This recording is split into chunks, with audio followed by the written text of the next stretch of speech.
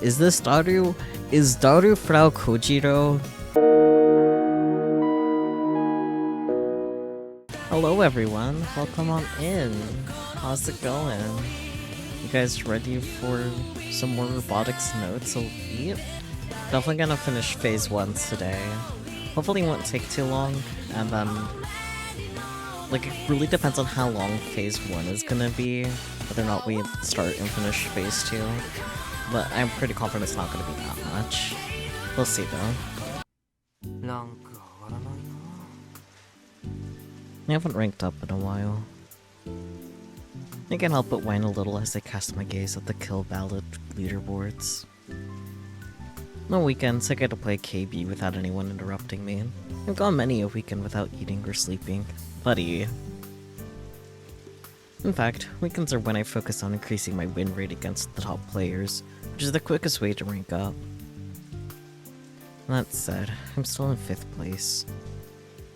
And then, it doesn't matter how many times I defeat low-ranked players, I gotta be the top ones to move up. But so far, I haven't been able to get matched with any of them. Stop running away, damn it. You're in the top 5, so act like it.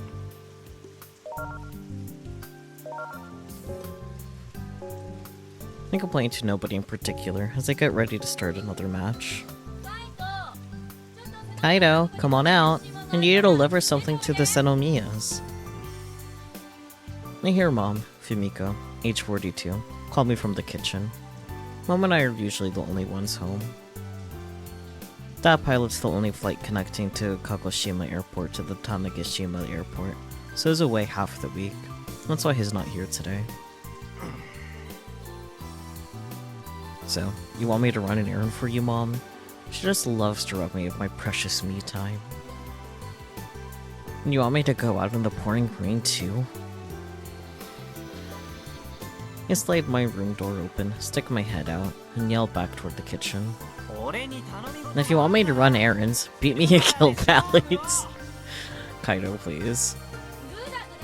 Enough yapping and just go. I'm right in the middle of something.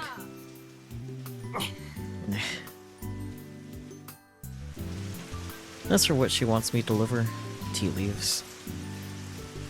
She wants me to go share them with the Senomiya family since she got a bunch from her relatives. It's all thanks to this dumb errand that I've already lost at least 3 matches worth of fighting time.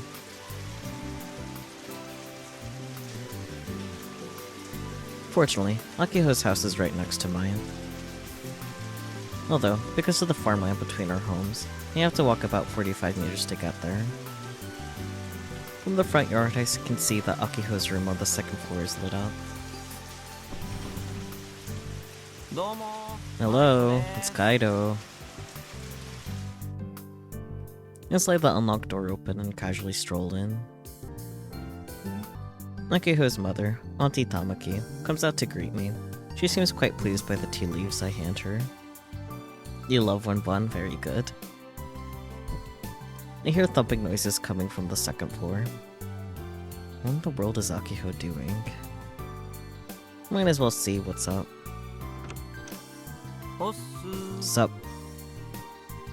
I witness Akiho's head stuck in the closet with her butt facing me. Kai, is that you? What are you up to? Without answering me, Akiho pulls out a cardboard box from the closet. I'm looking for Tanegashi's Machine 3's manual, but I can't find it. And anyway, sometimes I need to tell you to knock. What if I was changing? More importantly, got any candy? In one ear and out the other. Akiho gets up and picks up a pack of space candy sitting on the floor. Yeah, I got one. Knew you had some. I'll pay you back later. Never returned the favor. This exchange is kind of like a ritual between the two of us. I came to her room to get a piece of space candy from her. Heck, I'm probably the only one on this island who actually likes the stuff. People don't seem too big on the flavor. Even Akio thinks they're gross and won't touch them. The only reason why there are packs of space candy in her room in the first place is so she can give them to me. I can't even remember when this little ritual of ours started. But as long as there's stock in here, I'll always be welcome to barge into this teenage girl's domain whenever I want. Or at least, that's how I happen to interpret it. Akiho complains, but she never chases me out. Hence why I can drop in like this as if it were my own room. I unwrap the candy and toss it into my mouth. The fresh mint flavor spreads through and stimulates my nostrils. How can people not like this stuff? I swear, I just haven't actually tried it. It's basically one of the 7 wonders of the island. You know, every time I come here, I always think about how extremely ungirly your room is. Akiho's walls are covered in old mecha anime posters, and her shelves lined with now unavailable robot figures. The geotags in this room are configured so that they don't display, but if they did, he drowned in mecha anime info. Anyone who didn't know Akiho would assume this room belonged to a dude. Just noticed that it's bright outside. Played about 10 hours. Lost several in a row due to a bad matchup. Sleep time. Good morning, blast of spirit. Staying up late again. Bad. Sorry. It's the natural state of a gamer. My situation is a bit better than yours, so it's fine to push myself. Nah, I like the natural state of a gamer, that's funny. Searching through Big Sister's room. Beautiful. Wait. How do I check the other tabs? Ah, there we go. Tanagashi Machine 3, huh? So nostalgic. Wonder how long ago that was. On the streets of Ikebukuro, I saw a girl crossplayer dressed up as a butler with thick-soled shoes fall over. Then a kid with long black hair ran up to the cosplayer and said, "Hurry and get up." They replied, "Yes, master," and stood up. Couldn't help but scream, "Good job." Oh boy. I thought it was a filming of a TV show. Received tea from my sister-in-law in Shizuoka. There's a lot, so I'm gonna share with my neighbors. Cute. Updated this week's Kill Ballad leaderboard topics. The top 3 are on such a diff level that it demotivates me. Where the hell does Hanasono live? The internet we have in 2019. There shouldn't be that much lag. I never get that much playing against someone from overseas. It scares me how few mistakes the top 3 make. I guess it means you can't be blah blah. You can't be on top unless you learn a lot. I'm just a 4-digit ranker. Takano Ai and Imisho are the same type. Idiots with good reactions. Calling world rank number 1 and number 5 idiots, lol. Imisho has his ups and downs. There are times when he makes mistakes. I got a game off him once but lost 3 times for it. Imisho hovers to rank 5 to 10, is the one to go for. Imisho doesn't play at night, doesn't match my active time at all. My rankers are all the just needs that play only games. I can't get Tagurin to crack. What am I supposed to do? They fight in a very unique way. Do you notice that sometimes Tagurin just stands there and has no guard up? I'd go in to pressure him but get countered. Tagurin must be taunting people. I never talk to them, but it feels like they're looking down on me in a match. Misho's the most human, so I think better of him. Cute.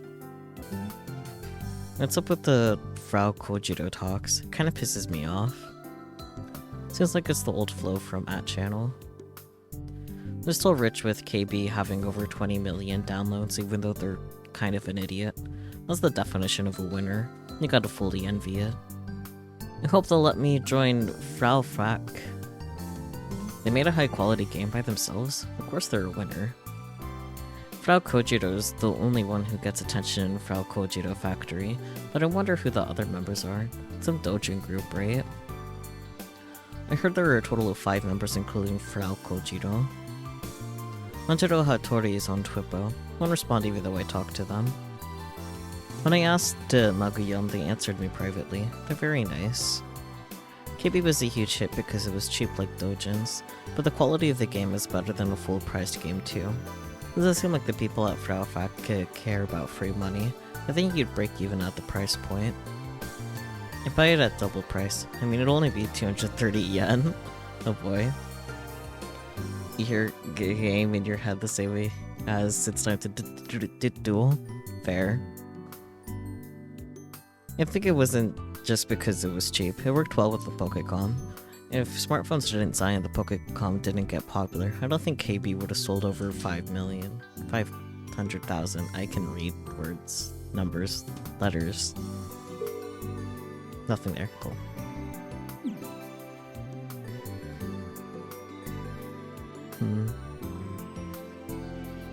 Okay, anyways, I think that's enough for that for now. Anyone who didn't know Akiho would assume this room belonged to a dude. How many times do I have to tell you? This stuff gives me love, courage, hope, and justice. I'm keeping it as is. Words, numbers, letters even? Yeah, everything. Ah, right. Well, I guess Akiho could do whatever she wants with her own room. I sit down backward on a chair and lay my chest on the backrest. So, you're looking for a manual? Upon closer inspection, the box she's digging through contains small, empty figurine boxes, along with towels with robot illustrations on them. Yep, since this morning, but I just can't find it. Isn't it kind of pointless to look in your room, Aki-chan? If it was here, wouldn't it be in Misane's room? You didn't see my tweet? Akiho lowers her shoulders and drops down on her bed. Let's go through Big Sis's room all morning. And she didn't find a thing. Where else could it be? In the shed, or Dad's study, maybe? Either way, sounds like a lot of work. No, that was him thinking thoughts. It's okay. But I could totally see it being in her old man's study. Heck, it was basically her dad that made Akiho into the mecha anime fangirl that she is today. His study is filled with mecha anime DVDs, Blu-rays, and even antiques like LDs. Akiho lies down on the bed, face up. Then, from that position, she stretches out her arms and legs. Ew, I'm already beat. I really wish she wouldn't push herself like this. It makes me worry. I mean, you don't have to compete in Robo 1, do you? Huh? Winning is impossible, and the club is disbanded. Maybe it's for the best. Leon is struggling for no reason. You just don't get it, Kai. God. What? Akiko sits up abruptly and shakes her head in a manner that seems almost lonely. No way. If the club gets disbanded, it's all over. You might not be so invested in the robotics club, Kai, but for me, it's an irreplaceable... Can you just keep building your giant robot privately? I mean... You'd be able to finally liberate yourself from that annoying VP of ours and work on it however you like. Besides, it's not like this has to get done while you're still a student, Aki-chan. If you can get in the expo, great. But if not, it's not like you're gonna die. Instead of rushing to finish this, why don't you take your time to build something good?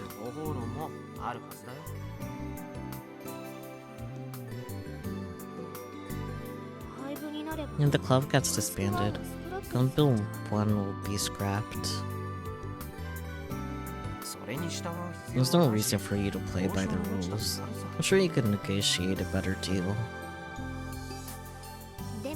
But listen, Kai. Nakiho just barely smiles.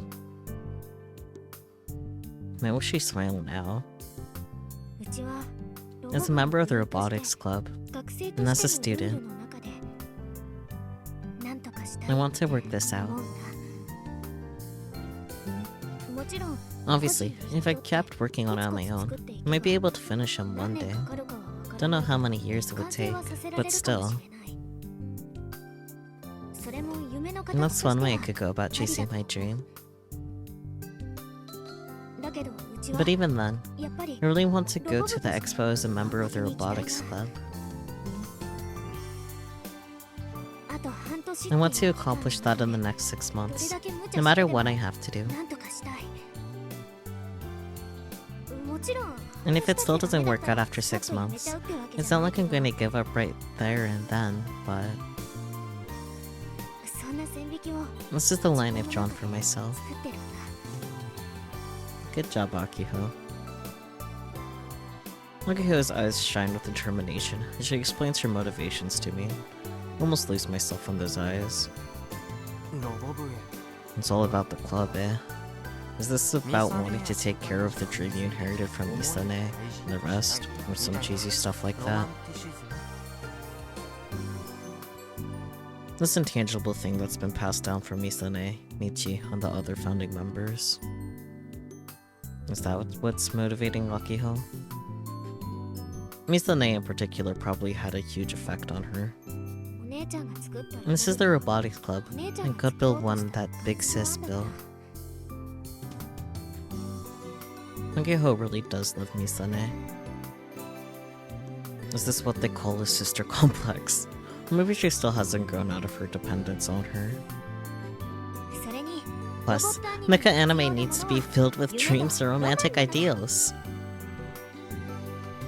Akiho says that with a happy smile on her face as she poses dramatically. In just 6 months, we'll be graduating. I'm fucking yawning in the middle of reading. I hate it. I hate it here. In just 6 months, we'll be graduating and leaving the island behind us. Most students from this island follow that path, whether they choose to go to college or choose to look for a job instead. There are those like Michi or Mizuka-san who come back to the island, and the rest who don't, like Misane. Either way, once she leaves this island, Akiho won't be able to just focus on building her robot. You said the other day that all you got are plots on the mind, but are you really thinking about the future, huh? But you really are thinking about the future. I can read so good, guys. Am I? It sort of feels like all I think about is the Robotics Club these days. Well, I guess I can understand how Akiho feels. I'm not gonna be a jackass and keep pushing back on this. Well, in that case, good luck. I'll be taking my... Just before I can say leave, Akiho grabs my wrist. Hold up. What? Naki-chan, don't tell me.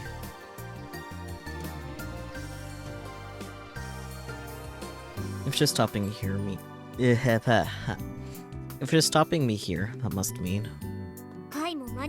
Help me find the manual, Kai. I knew it. You're already here, so you might as well, right? You can stay for dinner too. You seriously intend on searching till nighttime? Cute. Fine, I guess I'll help. Plus, I get Auntie Tamaki's food out of this. Unfortunately, even after searching long and hard, we failed to locate the manual.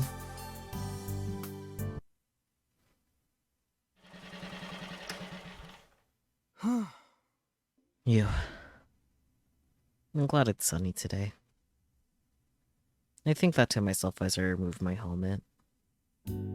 The breeze feels nice and cool, perhaps due to yesterday's rain. The school grounds on Sunday were quiet. It's been a while since I come to school on a day off on club business, Or at least, it's my first time doing it this year. Honestly, I would much prefer to be lying around at home playing Kill Ballad. After seeing Akiho's tweet that read, "I'm so lonely doing an overhaul of the club room on a Sunday," I came here. Let's look up that topo, I guess. No, there's nothing to look at. Okay. As soon as I saw that she was all by herself, I painstakingly dragged myself over here. My personal policy has always been that I never participate in robotics club activities.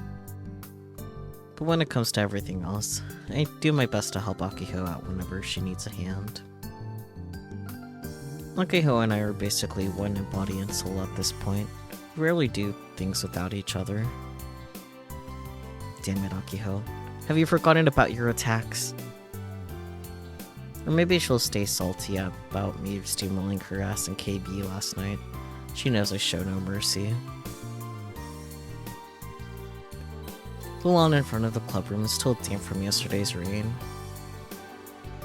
Too bad. I would have loved to lay down and gang for a bit. I could see Akiho's back through the open club room door. Aki-chan! When I call out to her, she immediately recognizes my voice and comes outside. Huh? You came? Yep, brought you this. I toss her a bottle of Skull.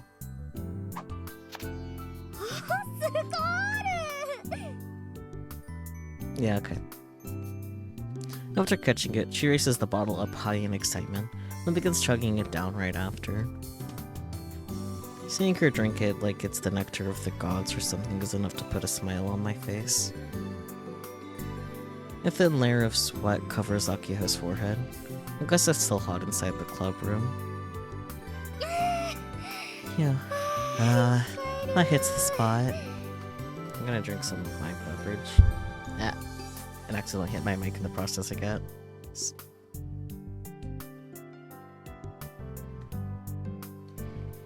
My usual seat of choice is too damp to sit on, so I settle for a clubroom chair.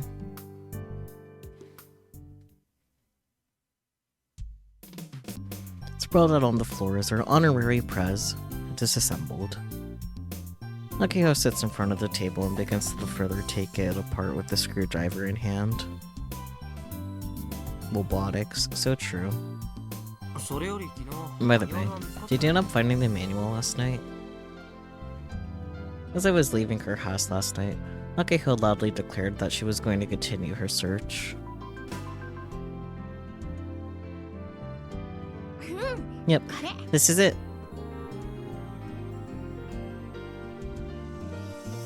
Akiho holds up a notebook. The pages inside are covered with all sorts of design drawings, notes, and programs that are all written in feminine handwriting. Is that Misane's handwriting? Bingo! Turns out it was in my dad's study the whole time. My prediction was spot on. And it happened to be the one place we didn't search last night. So, think you can fix the honorary prez? We'll see. I have to disassemble it and get to the root of the problem before anything else. Wouldn't it be funny if it was just out of batteries or something?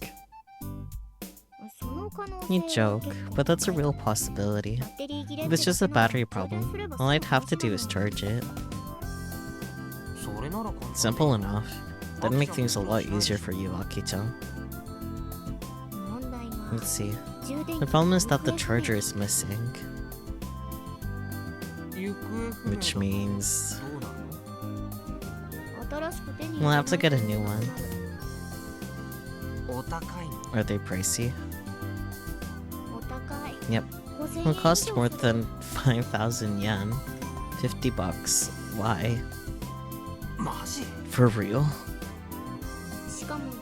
These parts are over 10 years old, so finding compatible stuff is gonna suck. It'll take at least a week to ship. Oof. Akihiko removes one screw after another in an orderly fashion while she explains the battery situation to me. And the screws are all 2 to 3 milliliters long. If she drops them, that's all she wrote.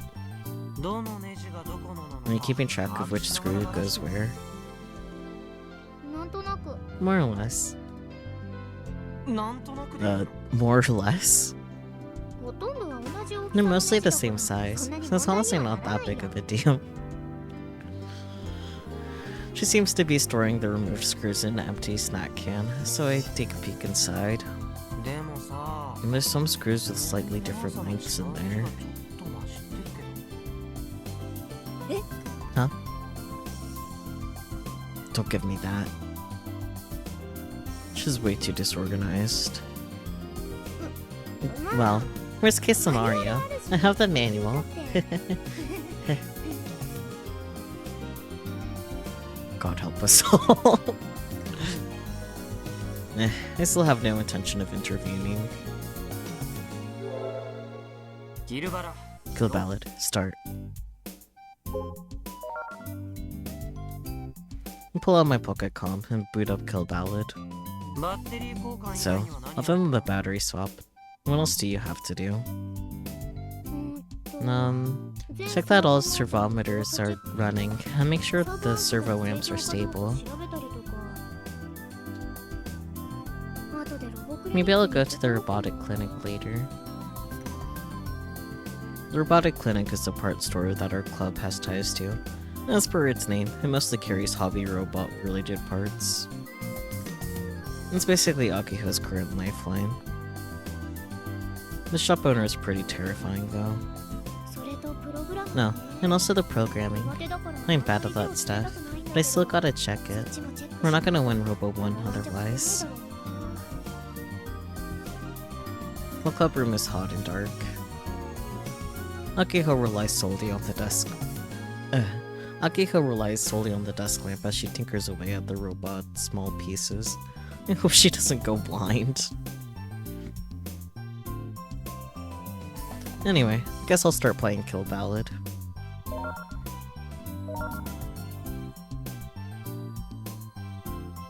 Akihiko disassembles the honorary prez. And I play Kill Ballad. Order. The sounds of birds chirping fill the air of the island. It's just a relaxing Sunday afternoon. In fact, it's so relaxing that it's hard to believe that the club is on the verge of being disbanded. Hey, Kai. Do you want to try being an operator at Robo 1? What's an operator? The robot's pilot, basically. If I give in here, Operation Make Akihiko give up on Robo 1 would all be for naught. Time to go cold. Not interested. Why not?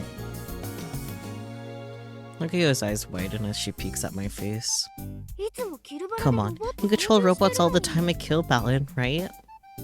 I don't play KB for the robots. I play because it's a damn good fighting game. There's strong players online. Before I got hooked on Kill Ballad, I was into all kinds of fighting games with normal human characters. Are you at least curious? Nope. But there are strong competitors in Robo 1 too. Heck, there are even one-on-one battles. I think you should be the operator, Aki-chan. You're the president and the one repairing the press after all. Believe me, I want to be the operator, but I know you'd be better at it than I would. It's not like I've ever controlled a robot before either, so we're on the same playing field. Yeah, I guess you're right. She continues her task silently for a while. Hey, Kai. I want you to be honest with me. Akihiko takes an unusually serious tone. You kicked your butt? Oh boy. Did you at least have fun? Because that's the important part. Kuchiya finally realized that she has no chance of winning Robo 1. I stop playing Kill Ballad and look at Akiho. What do you think, Kai? Tanagashi Machines 3's design. It's pretty ugly, isn't it? Now, be nice to it. I nearly collapsed out of sheer disappointment. I cannot possibly care any less. Why? This is super important. Misone designed it, right? Sanjiro will play it her way. But she lives all the way in Tokyo. So, are you saying you want to redesign it? Do you even have time for that, Aki-chan? Not really. Akiho looks displeased. Something's missing. Like, it looks weak, you know?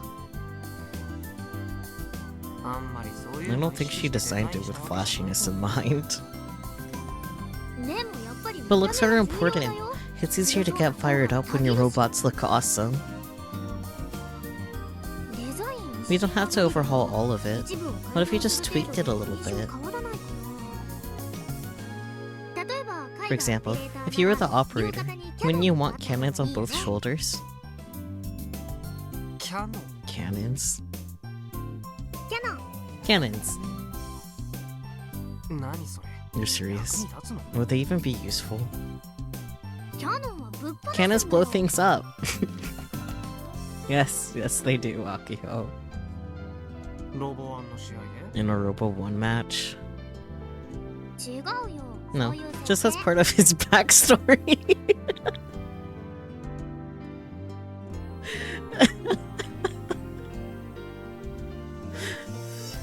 Oh, Akiho. So, how would they be used in Robo 1? They'd just be decorative.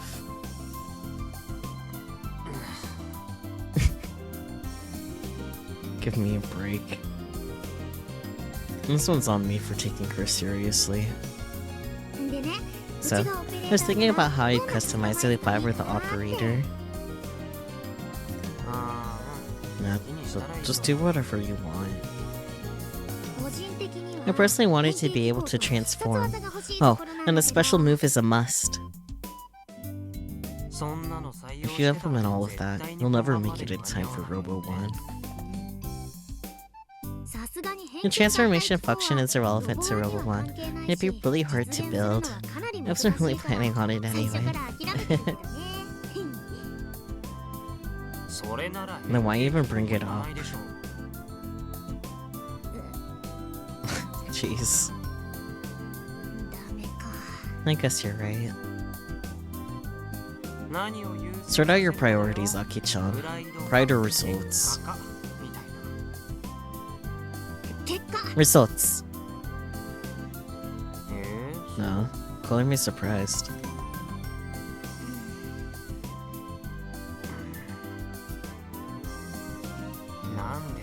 Why are you being so quiet? No, nothing. Just laughing it off, but it seems like she finally realized how ridiculous her ideas were. Wow, you have been here 3 times in a row. Congrats!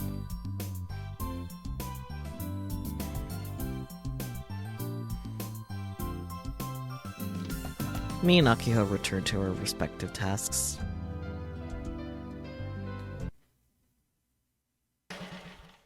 The robotic clinic is southbound on Interstate 58, just after the intersection entering Minami-Tane. Yeah, Minami-Tane. Akio often drags me out here because it's on the way back home from school. Its convenient location is a real pain in the neck for me.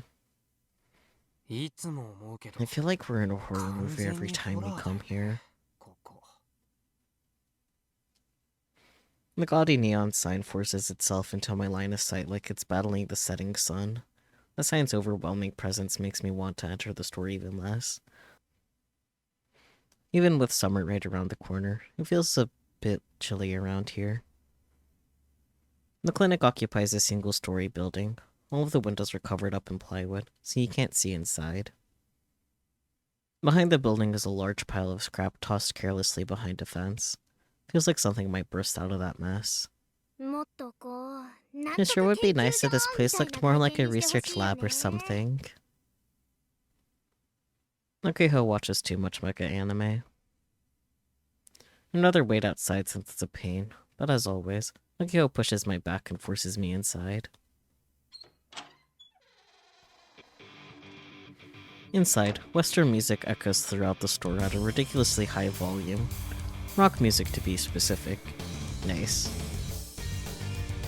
This feels more like a nightclub or some kind of concert venue. It's always like this here, which explains why nobody ever comes by. As for the choice of music, rock is just the owner's thing. The inside of the store is dusty, dark, and messy. Scrap is all over the place, and it feels like the owner has zero intention of ever tidying any of it up.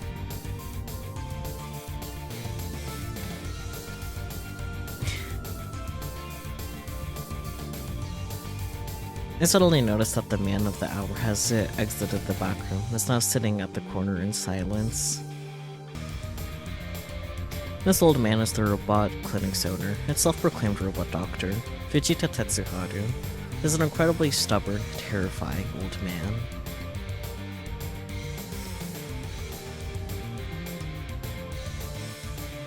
Hello, Doc. I'm kind of disappointed that I didn't hear that at all.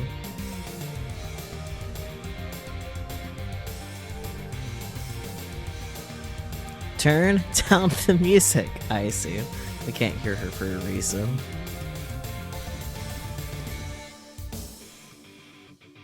The old man scowls, seemingly unaware of what's going on. Nakiho resorts to making weird body gestures in order to get him to lower the volume. The old man clicks his tongue and finally drops the volume down. That's funny. This is how it always goes. By this point, Nakiho is usually pretty exhausted. I stand by the door and watch without saying anything. Hello, Doc. I gave you parts the other day. I've got nothing else to give you.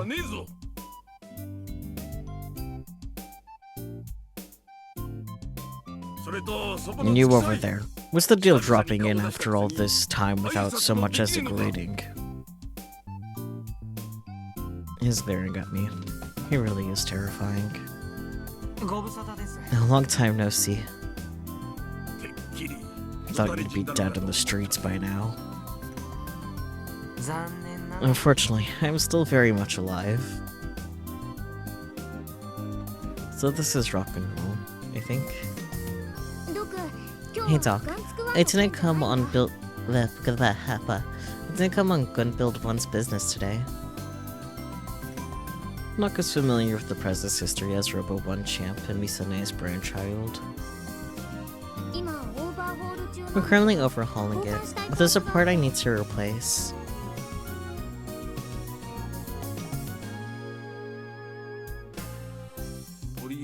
Show it to me already. Nakiho takes the disassembled parts out of her bag. It's the battery and the charger. I need the exact same model if possible. Just as we joked about earlier, the reason the honorary Prez can't move is because of the old battery. If you can replace those, it should move at the very least. As for how well it'll move, Nakiho says that'll depend entirely on the maintenance of the other parts. The Kyosho battery, yeah? It's the S-plug type. Those have been out of production for a while now. Kyosho battery sizes these days are different compared to the ones from 7 years ago. You'll never find an exact replacement for this.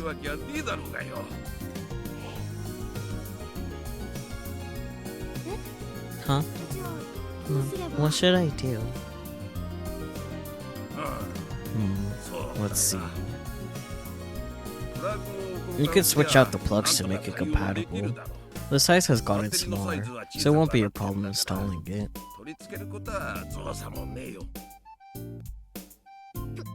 But replace the plug. Is that even in the manual? Plus, I'm not that good with my hands, and... Damn useless little girl. Changing plugs ain't no big deal. It's a wonder how you managed to survive as your club's president. If you can't do that, we'll have to swap manufacturers for S-type plugs. The Gawadas are your cheapest option.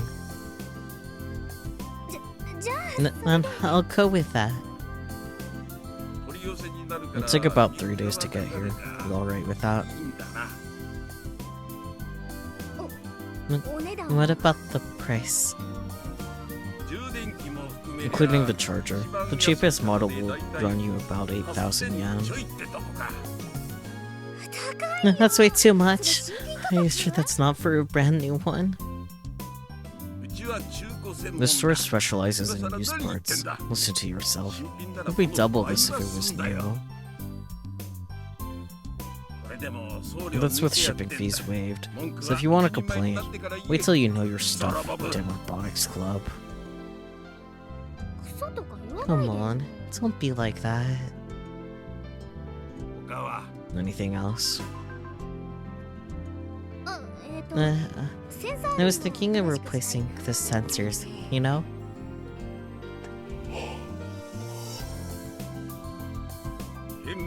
Smart choice.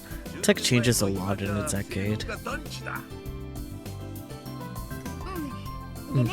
So I wanted to go with an omnidirectional camera.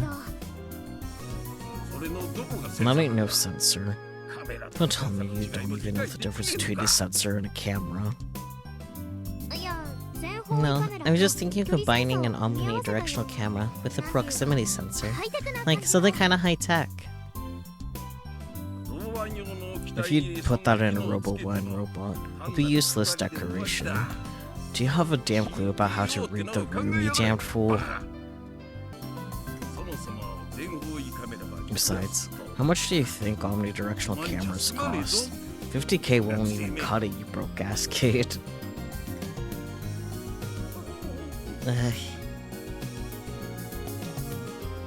Monkey's eyes tear up as her shoulders droop. The doctor is as relentless as ever, even against a young girl. To be honest, that's what I like about him. I myself am relentless when it comes to matches.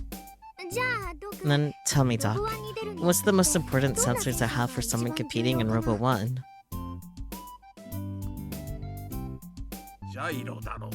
A gyro sensor, I suppose. I mean, he is being kind of rude, but like, he's an old man, and like, I don't know. I don't think his being that bad, but maybe my opinion is twisted.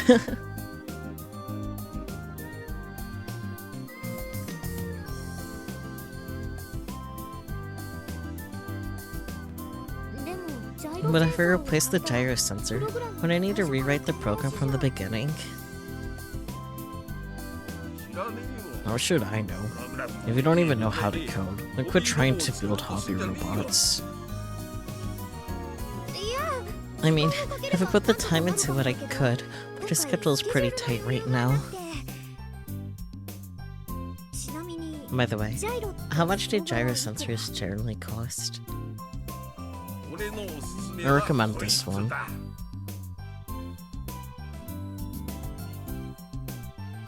The doctor squats down behind the counter and pulls that apart from the lower shelf. It's a new triple-axis gyro sensor made by the Hong Kong company Devices Hero. I guarantee its performance. I'm willing to part with it for 4,000 yen. Give me a discount! Don't act like a spoiled brat. This price is final. I told you before, I'm a pro. The prices I stick on my products are proof of that.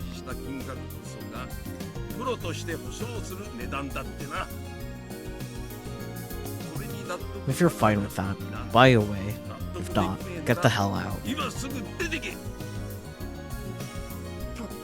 What a ripoff.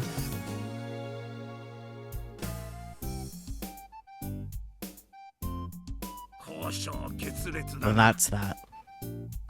The back of his jacket says like Raging Bull, that's funny. Wait.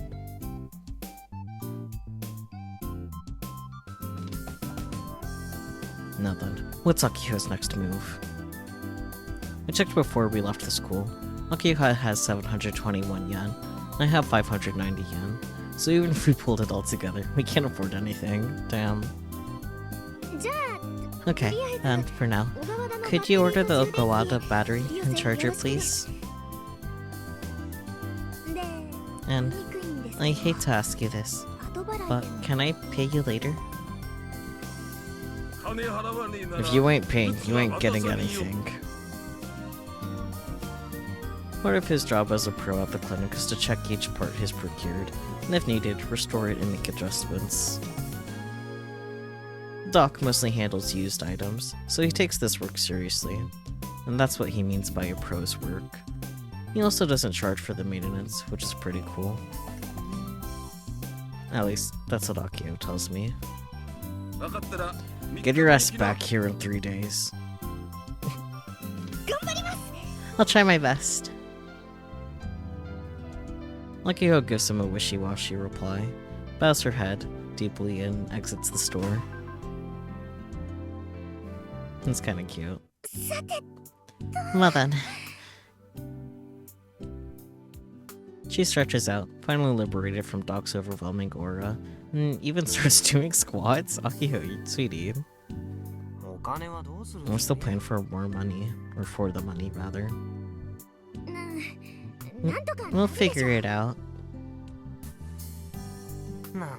We'll figure it out, eh? Hey, Kai. How many months worth of allowance can you receive in advance? You're trying to use my allowance too. You're a member of the Robotics Club too, Kai. Didn't Doc just tell you not to act spoiled? If you insist on making a contribution to your robot fund, you know what to do, right? No, insist on me making a contribution. I can read. Inflate my pocket combat her. Fight me. If you win, I'll do what you say. Ah, Kai, you're such a hassle. That's my policy. Fine, I'll do it. She's challenged me 2 days in a row. That's pretty bold for Akiho. She must really be backed into a corner. Right on. Let's begin. I won't pull any punches.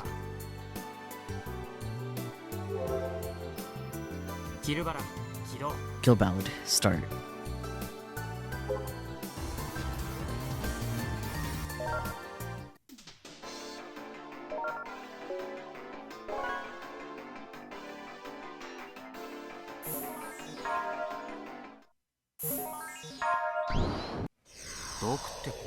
Doc sure is scary. Really? I think he's a pretty nice guy when you actually sit down to talk with him. Even though he calls you idiot and stupid and whatnot. Well, that does kinda suck. Not as lucky as you beating me in Cal Ballad, though. True, but it's not like I care about how you feel there anyway. God damn, Kai. You big jerk. Don't mess with my hair after Don't mess with my hair after we're done here just because you're upset.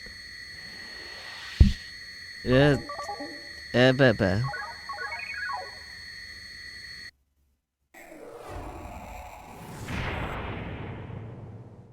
forgot where letters were for a sec there.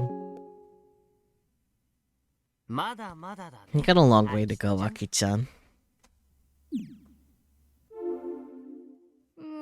Jeez. Why are you so strong? I mean, I personally fucked up there, but... I mean, I play this every day. You've already spent way too much time hanging out in front of the store. As the sun begins to set, the gaudy neon sign begins to stand out even more. Let's get home before it really gets dark out. I'm starving. Roger that.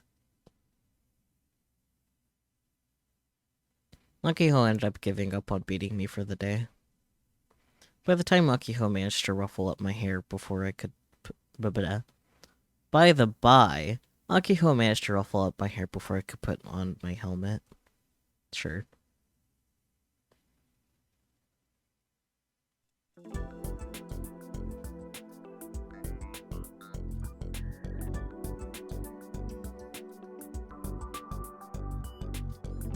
Akiho POV again.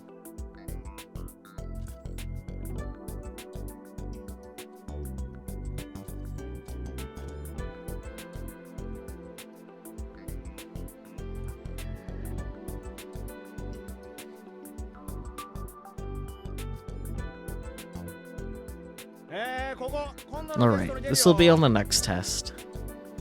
Can I? I cannot.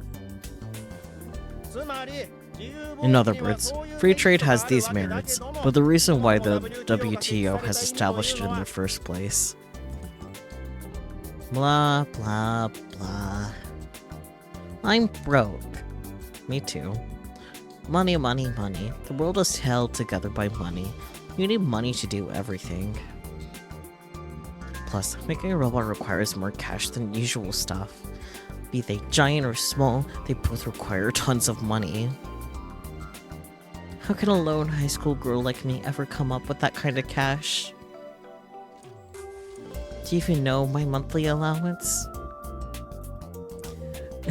3,000 yen! Like what? I mean, you're a high schooler. I think 30 bucks per month is not that bad. I can't cover all of my snacks, clothes, and skincare products. I mean, 30,000 yen for a senior is way too little.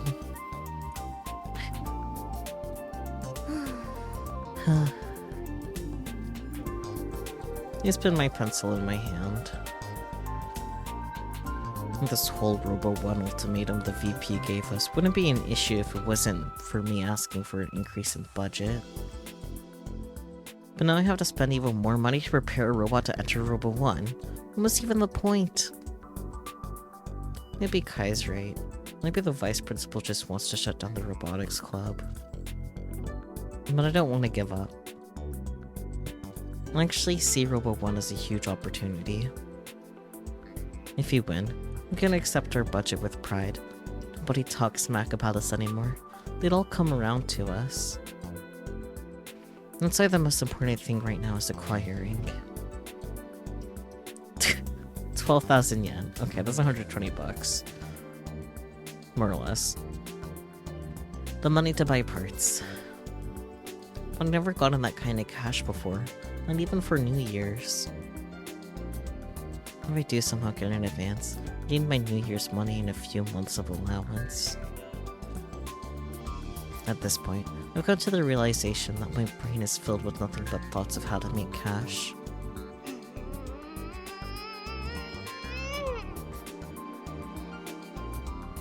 I bite down on my lip and put my head down on my desk.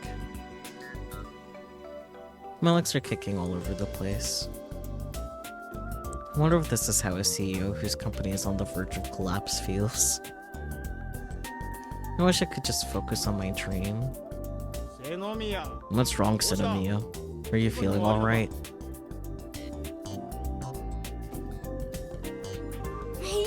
I'm very fine, thanks. Okay.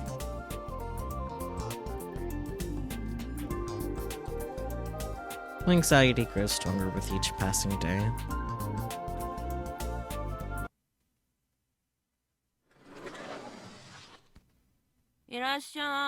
Welcome. After school, I swing by the EDA general store. As soon as I step in, I gulp loudly. My hands have been sweating for a bit now, and my knees won't stop shaking. Am I nervous, or is this pure terror? Mizuka-san, who at this point senses my restless presence, folds the newspaper she had been reading and sits upright. You ready? After giving her a small nod, I look over at the steamer resting next to the register. I'll have one of the you-know-whats. Much obliged. Mizuka-san grins and opens the steamer. She takes out a passion fruit bun from the top shelf. Come on, Kaido. Pretend like you don't know they've been promoting this thing as new for at least 4 years now. It's a local delight only available at this location. Sure, sounds nice on paper, but reality is a cruel mistress. This little thing is lethal, known by many as the Destroyer. It emerged from somewhere far worse than hell.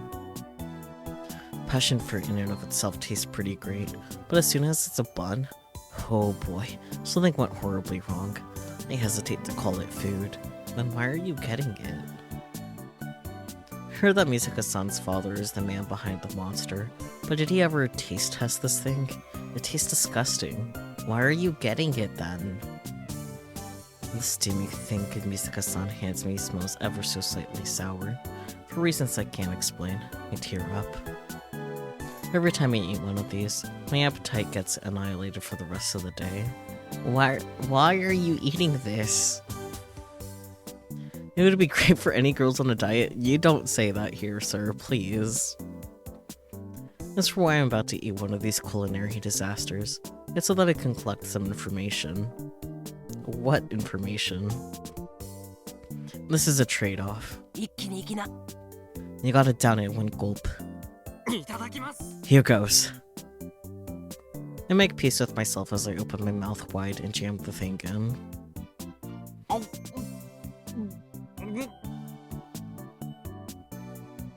The warm and slimy texture of the fruit pulp and the bun's grotesque appearance. The sour flavor that overwhelms the sweetness due to its warmth.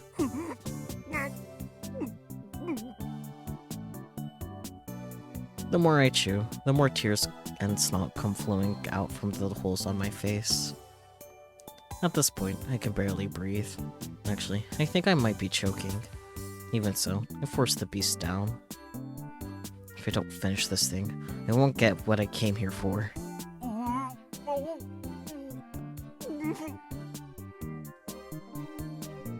Mizuka-san watches my distorted face with her usual grin. She's definitely enjoying this. I can already feel the stomach acid working its way up my throat. I somehow managed to hold it down, swallowing the mass in my mouth. Without wiping my tears, I grab a skull from the beverage section. I guzzle it down without paying for it.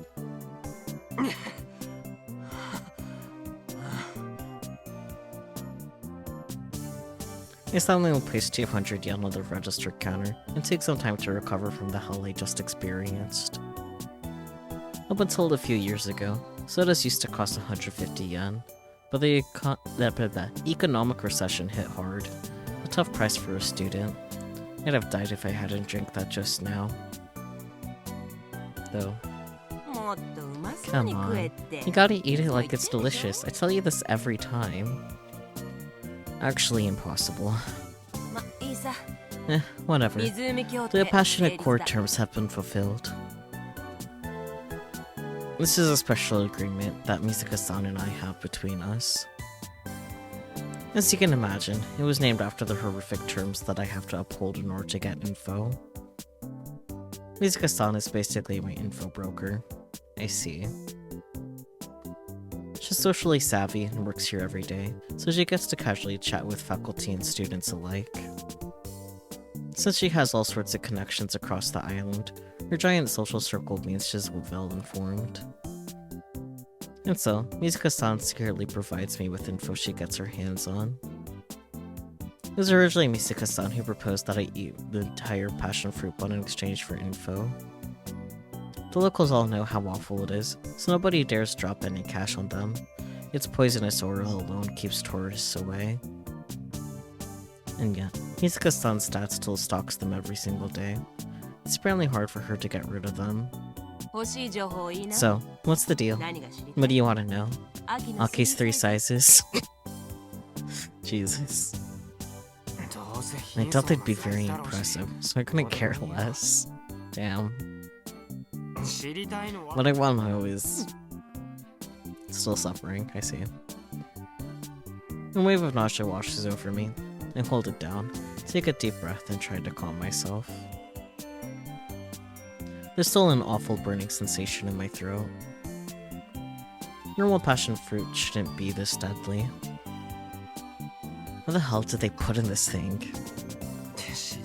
I wanted to feel the robotic clinic's robot doctor. No, wait. I just remembered. I just not on the right thing. No, I'm a silly.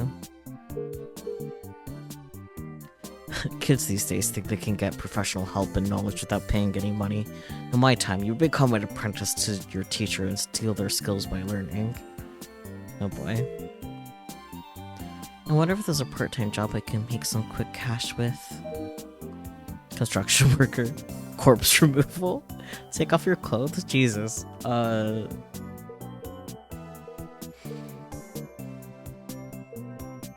Corpse removal, sure. Class ended while I was thinking about something. Gun fell, Unk Striker! Huh? Where'd you go? Amazing. Huh? That stubborn old dude? Aki probably knows more about him than I do, no? I need to know his weaknesses. Something that'll make him want to give us a big discount on parts.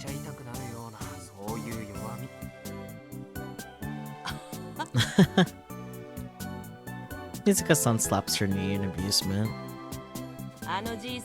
You're trying to blackmail the old geezer into a discount? That's flipping hilarious. You got guts. Let me guess. This is for Aki, right? Sharp as attack. She's just as tricky to deal with as Misane. It's nothing that big.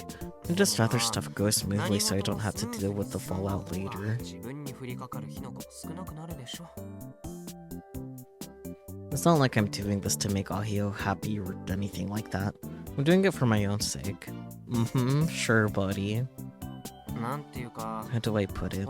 I've got zero faith in the person known as Senomiya Akiho. You get what I'm saying?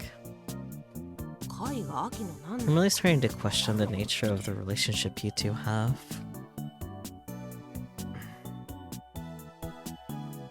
Don't get me wrong. It's not that I don't like Akiho. I really think that we're one of in body and soul. When I say I don't have faith in her, I mean that's just unreliable. Plus, take care of Aki for me. A long time ago, I was tasked with this mission. All I'm doing is fulfilling the promise I made that day. Maybe I'm pretending to be her guardian or something. Like I'm Misane's replacement, I guess. No, her and you are not the full one. When it comes to how you handle Aki and Misa, that is. Mizuka-san lightly punches my upper arm. Just nickering in amusement. When can I receive the info? I'll call you when I get it. ASAP, yeah? I'm counting on you. And he's still suffering, of course. I suppress my gag reflex and exit the store.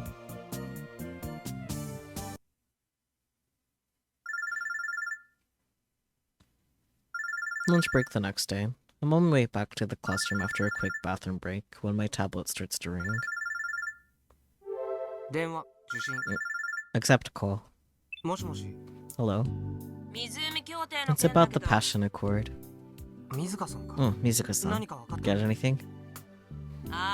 You're damn right I did. He has a granddaughter.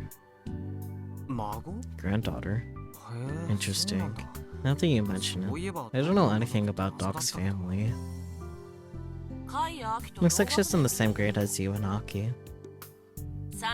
She's in class 3-1. Her name is Daitoko Juna, and she's in the karate club. You know her?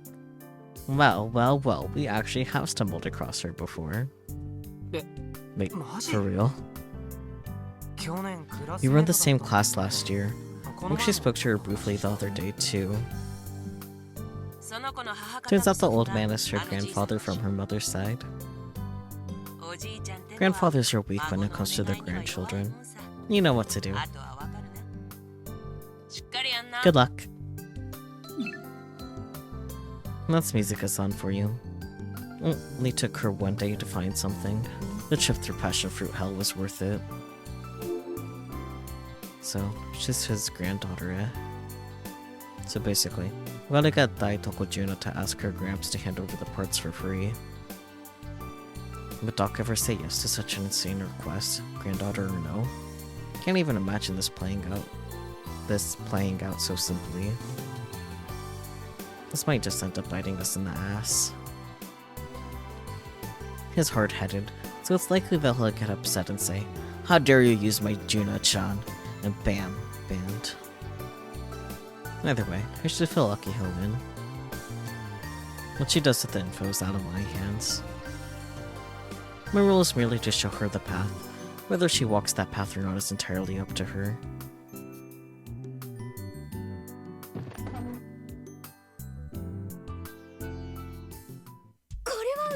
This must be fate. Akiko is eating lunch alone when I deliver the news to her. She immediately jumps up from her chair. Who could have guessed? What a small world.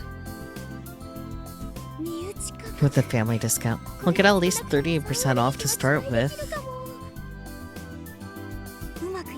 And if things go well, maybe we could push for 50%, or even for free.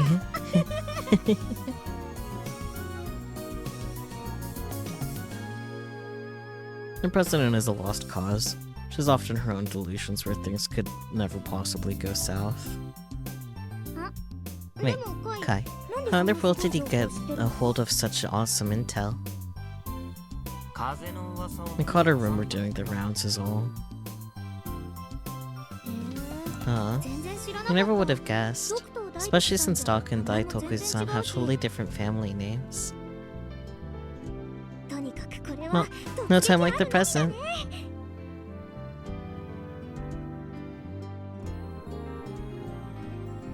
Nakuyo swiftly closes the lid on her half-eaten lunch and heads toward Daitoku-san's classroom next door.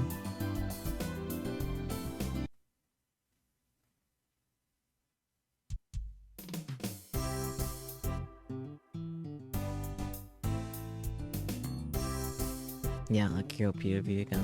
Makes sense. When will phase 1 end?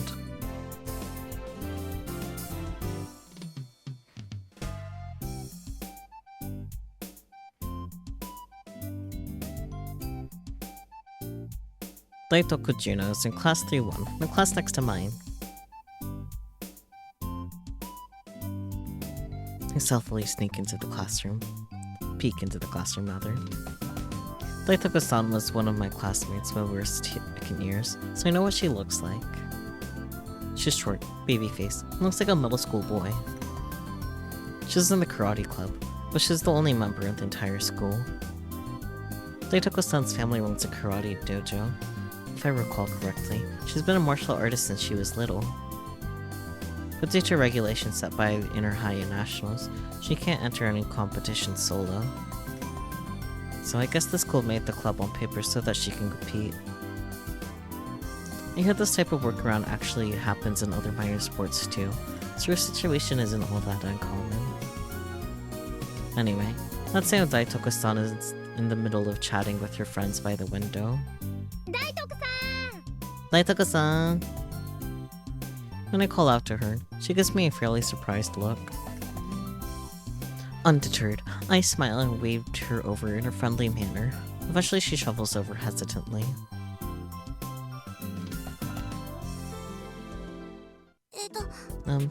Me? Yep. Do you remember who I am? Sanomiya-san. Well, you totally remember. I appreciate it. I grabbed Daitoku-san's hands out of pure joy. Her hands are smaller than mine, almost like a child's. Even though she's a girl like me, my heart skips a beat at how adorable she is. I can't believe she knows karate. I actually have a favor to ask of you. What is it? I hope I can help. So, you know Taka the robot clinic? Vegeta-san, right? Huh? Daitoku-san's expression freezes. Or at least that's what it looks like. He's a relative of yours, isn't he? Or am I totally off the mark? After a moment's hesitation, Daitoku-san slowly begins to speak. He is, but... Yeah, cool. I'm glad I didn't get the wrong person. Did you hear that from Grandpa Vegeta? Nope, just a rumor I picked up. A rumor? Anyway, I was wondering if you could convince Doc to give us a family discount on some parts.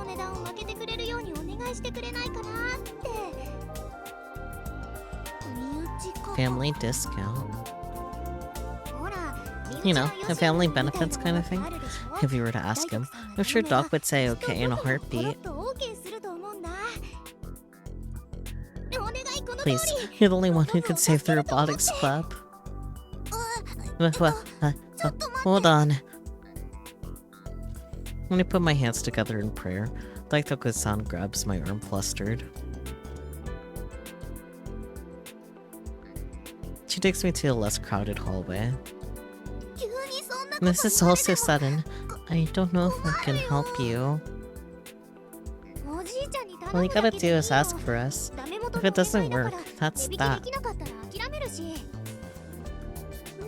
But... the Robotics Club is a really bad spot right now. And if you can't pay Doc for the parts, the club will be no more.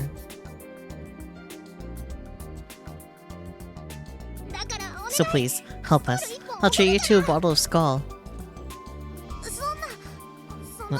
Please raise your head, Sanomiya-san.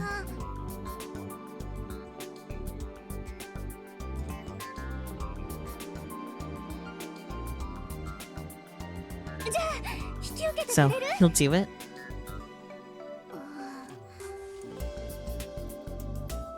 Daitoku fidgets like she wants to say something. What's wrong? I don't think I can do it. Huh? Can't say I was expecting that. I mean, all you have to do is go see your Gramps and have a little chat. Daitoku vigorously shakes her head back and forth. I can't.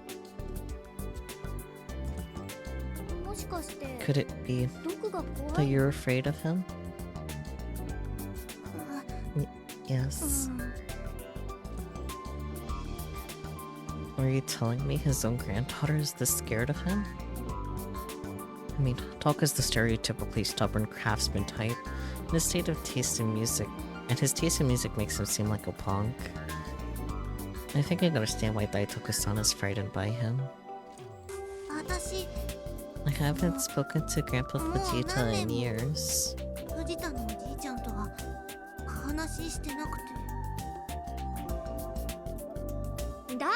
Now this will be a great chance to reconcile. I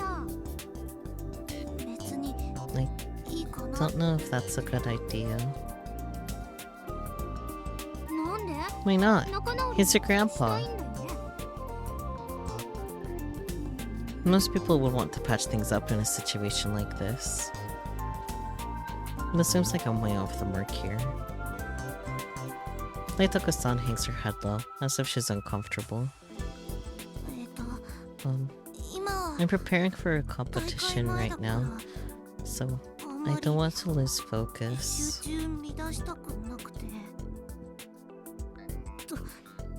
Anyway, I'm sorry. And, please don't tell Grandpa Vegeta about what I just said.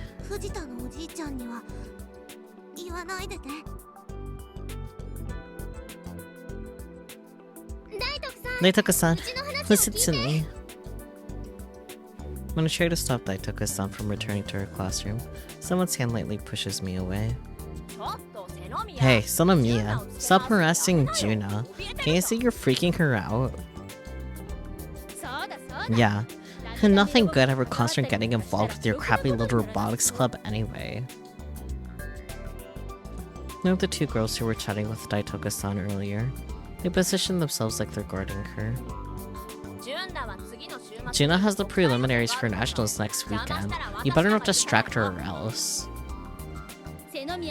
Go flirt with Yashio-kun or something.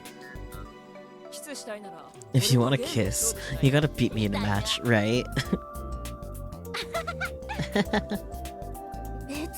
I swear, I'm not trying to harass Daitoko-san at all. Wait, guys. Daitoko-san intervenes despite the tense situation. Then, with tears in her eyes, she looks my way. I'm sorry, Sonomiya-san. I can't help you. So, please, give up on me.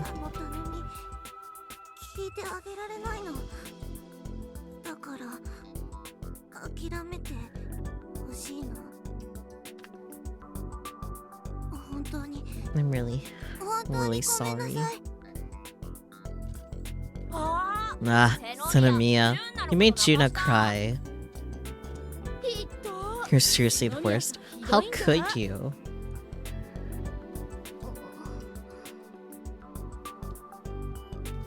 How can I not back down after that? I seriously didn't think she'd cry. Even though I didn't do anything, I feel really guilty.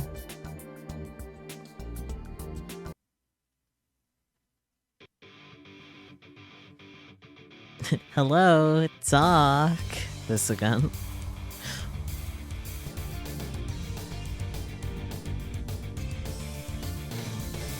Turn down the music.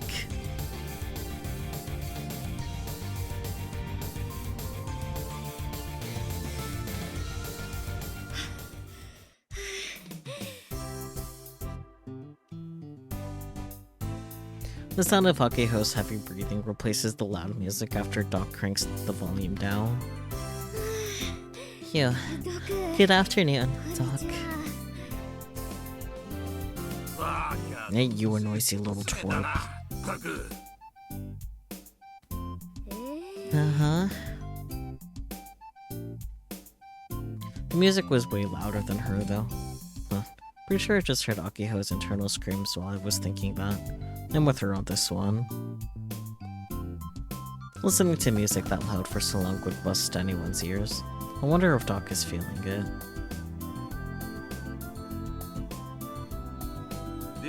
So, you got the money? Like I said before, I ain't coming down a dime.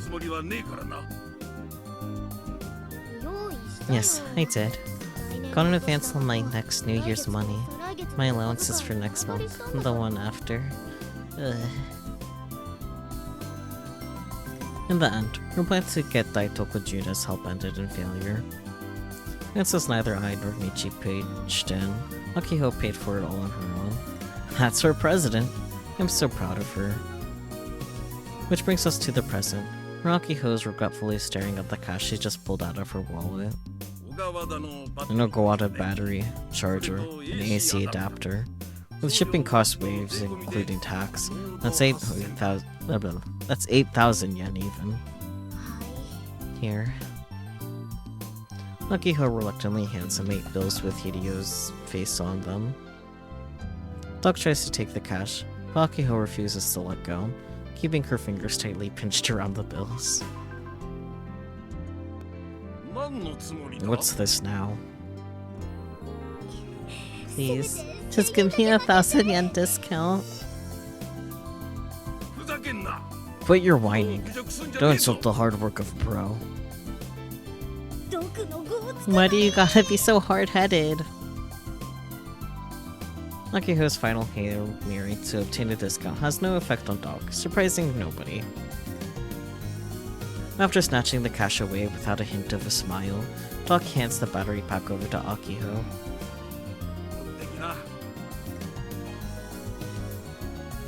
And there you go. Services are free. I doubt anything's gonna happen, but if something ever goes wrong, you come see me. He might be a scary old rocker, but it's actually pretty good about this sort of thing. No, I'll give you a test board too. He pulls out a palm-sized circuit board from his drawer. You're gonna run a test on your servo monitor, right? Or servo motor, right? Wait, you're giving me that? These days, it costs less than 100 yen to make. But you're on your own with the plugs and batteries. You made this just for us? This is what being a pro is all about. Get it? What a pro. Pleasure doing business with you. Says the person who just called him hard-headed.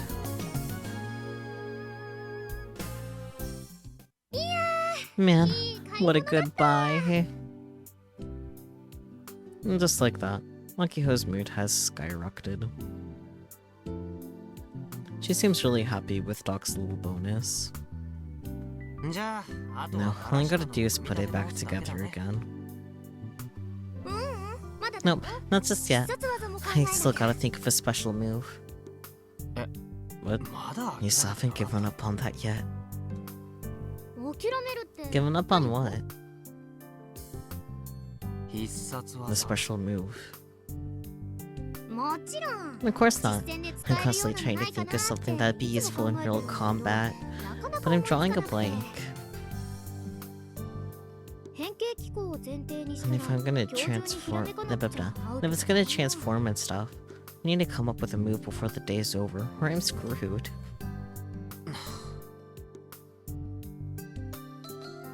Well, I guess she can do whatever she wants, just as long as she doesn't shoot herself in the foot.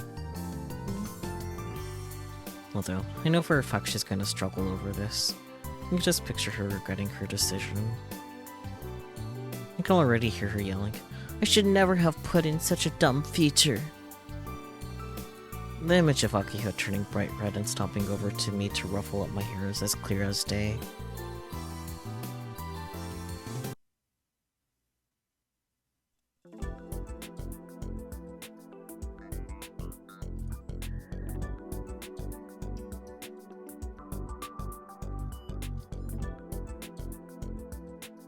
Akiho POV, yet again.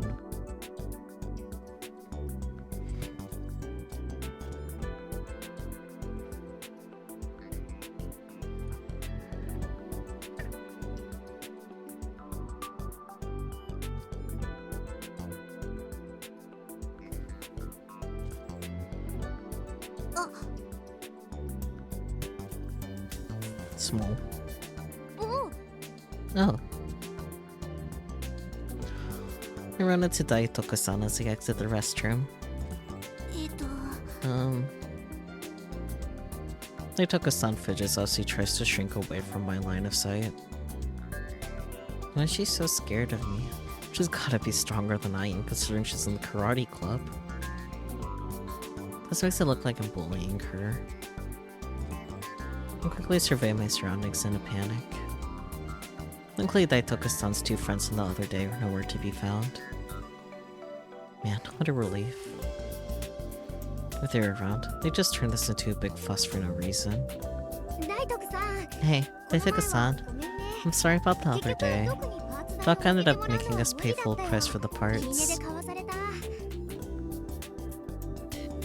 I made sure my tone is as positive as possible. Meh. Oh, no. It didn't mean like it's your fault or anything. I don't dog for a long time. I'm pretty happy with this price. I even managed to take up the cash too. And now that I think about it, the old man doesn't seem like the type who'd budge for anything. Not even family. Yeah. I see. I'm sorry I couldn't be of any help.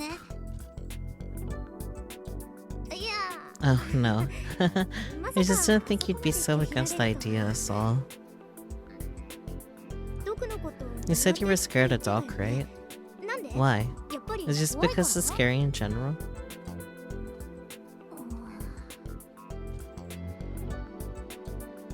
Daitoku-san remains silent. Ah, crud. I made it awkward again.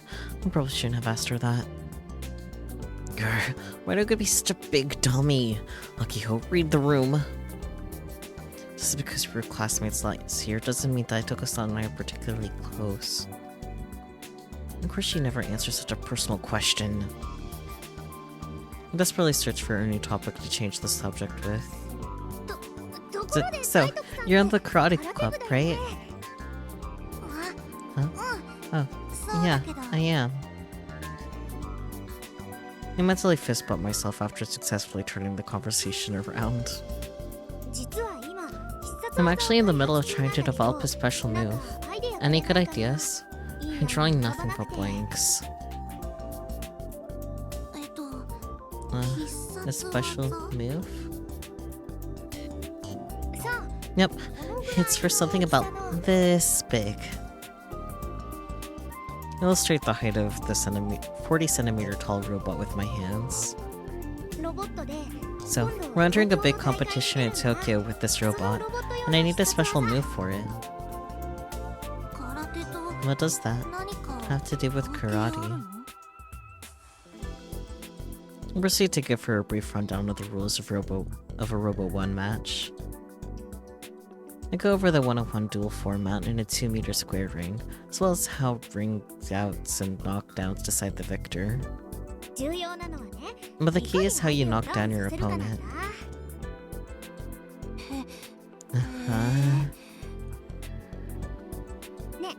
So, any moves you know that might be useful?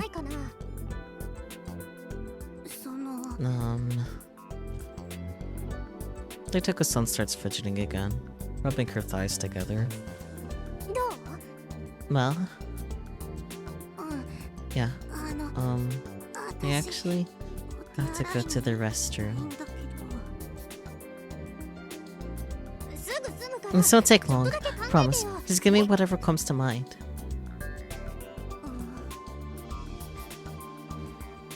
After my desperate pleading, Daitoku-san stops and gives a small reluctant nod. Okay. What about something like a leg sweep? A robot doesn't have enough joints to perform one of those, sadly. You can squat down, but in order to do a leg sweep, you need to extend the leg forward and then spin from that stance. For that to happen, another joint, in other words, another servo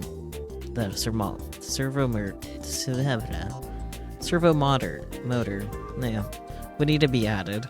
We don't have time for that, sadly. By the way, what's your signature move?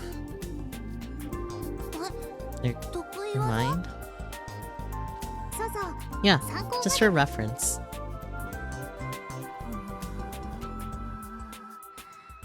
She's really putting a lot of thought into this.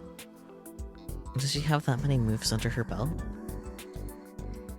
I've been using mecha anime as a basis for what I know about special moves, but maybe real martial artists don't use them? It's then that Daitoku-san shrugs her shoulders and speaks with a bitter smile on her face. I don't have one. You don't? Yeah. Wait, you gotta have at least one, right? You know, something you've mastered and use often.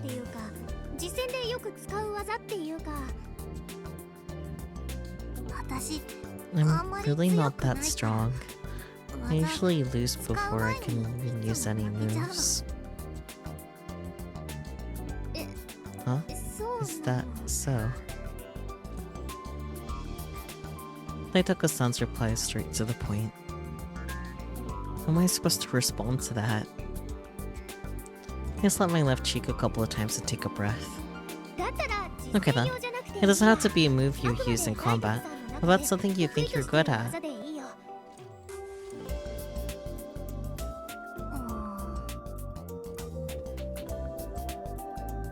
Daitoku-san goes quiet in thought again, then tilts her head. I guess nothing's coming to mind. Maybe asking Daitoku-san wasn't such a good idea. Then, how about those kata things? Those would work.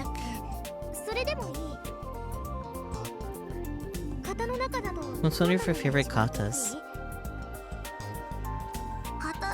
I'd say, the Super Rinpei, maybe? Whoa, super? Like, super? That's it. It's actually on my sexiest words on the planet list.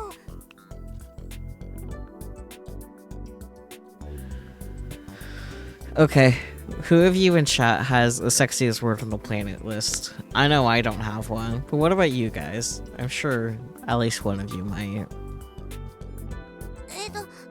Well, it's not actually the word super, Senolinia-san.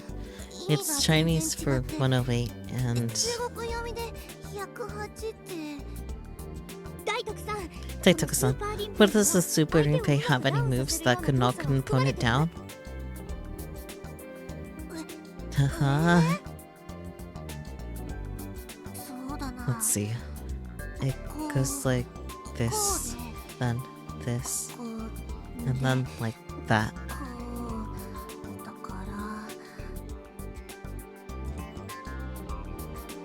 Daitoku-san starts to go over the kata sequence. She closes her eyes, slightly moving her body to her mind's image. This is gonna be good.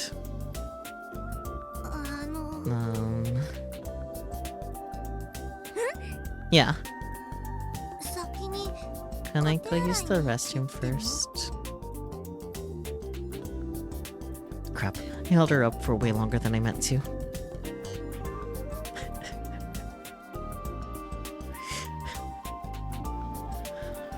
Please don't, Peachy. You already have the words autism, don't fuel it further. I apologize and let her go immediately. 3 minutes later.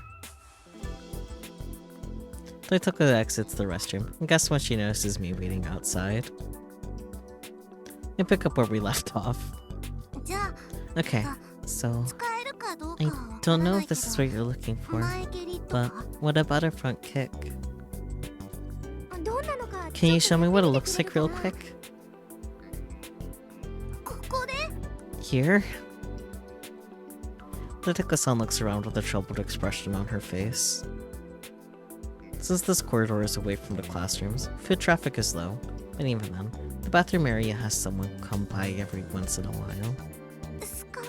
I'm wearing a skirt, so... You'll be fine. Just for a quick sec, please. After I put my hands together and beg, Daitoku-san sighs.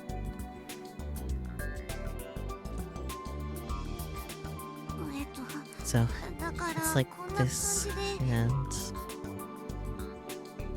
Without taking a stance, she swiftly kicks her leg up into the air. Well, she looks insecure in a lot of ways. Her kick is sharp and accurate. Well, at least, that's how it looks to me. Plus, even though it looked like her leg suddenly stretched out halfway through the kick. Whoa.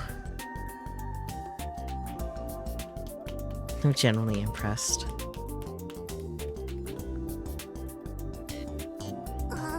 Whoa. Meanwhile, Daitoku-san desperately holds down the hem of her skirt after it flips up during the kick. Hey, so what's the deal with the way your leg just extended out of nowhere? I cut my knee bend until I raised it to, about here. Taitoko-san holds her hand up to the height of her belly. Once I got it there, and kicked forward. So it's a two-step process. Can I try real quick? Watch me. Lower my hips and take a stance. I tried to mimic what I just saw by raising my knee up and extending my leg. I end up wobbling off balance. Careful. Before I know it, I'm on my butt with my left leg still sticking out in front of me. Senamiya-san, your skirt. Taitoko-san rushes over and fixes my skirt before anybody can see you. But I don't care about my skirt or if people can see up it. Something that I did just now. I've got an idea. This is it. What? Look at this form. My butt is still firmly on the ground. My left leg is extended, my right knee is bent, and I'm perfectly balanced. This is it! Oh, come on. Why doesn't she get it? Eh, forget it. As long as I see it in my mind's eye, I'll be fine. I don't need to explain this to Taitoko-san right now. I've gotta get my thoughts before the school ends. Get my thoughts together before school ends. I can read so good. There's this technique called Gunveil Excel Impact. Why can't I read? Huh? What's this all of a sudden? I don't think there's anything new here, but I'll check anyway.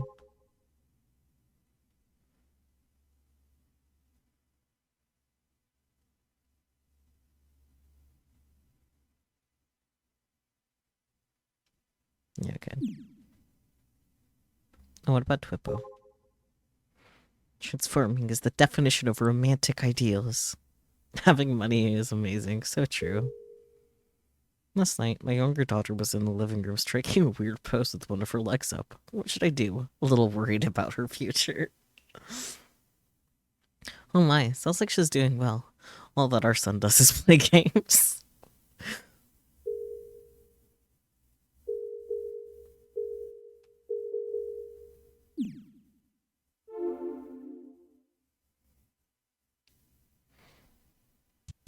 Yesterday evening, Akiko suddenly said she came up with a special attack and went to the clinic to buy some cheap parts. Today, she's finally supposed to get started on rebuilding the press, but as soon as I poke my head into the room, she starts talking. Obviously you're familiar with it, right Kai? It was on Gone Feral Season 1, Volume 5, Episode 13.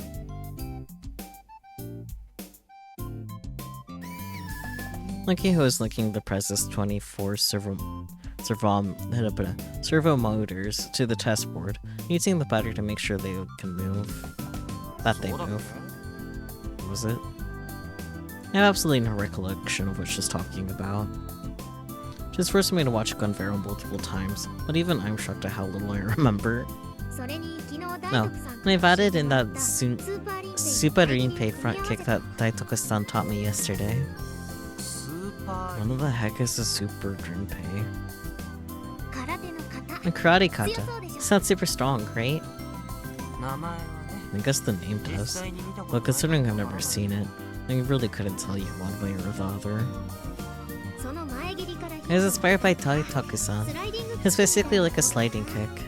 Anyway, the point is...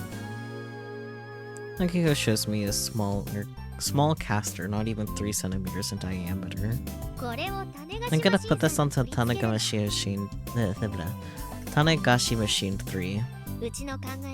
You don't need to do any major remodeling. By adding a simple program in, we'll have our own special attack. I could just see the audience's shocked faces now. It's unblockable and a guaranteed down if it hits. Oh, sounds pretty amazing.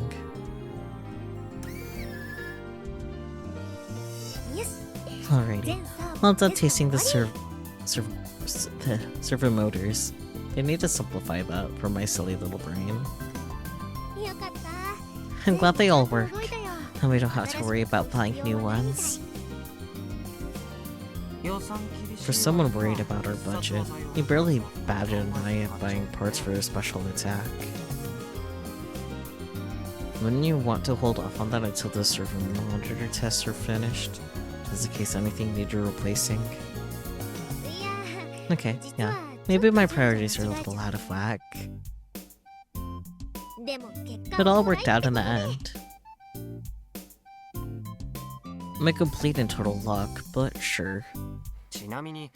Another way, did you put all the screws in a safe place? You didn't lose any, did you? The many screws that keep the press together are small. Losing track of even one would be disastrous. She finished putting press together only to find leftover screws, or end up not having enough. That kind of thing. Huh?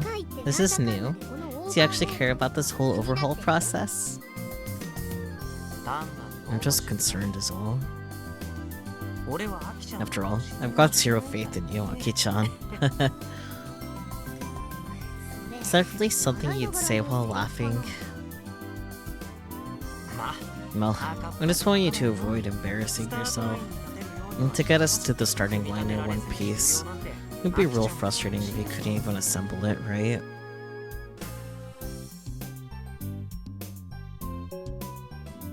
After delivering my warning to her, I go back to focusing on Kill Ballad. You big jerk! Ah, quit it! Akiho ruffles up my hair yet again. And to make matters worse, she did it while still holding the servo motor, so my hair gets tangled up in the gears. Oof. Of course, when all is said and done, I make her remove the motor herself.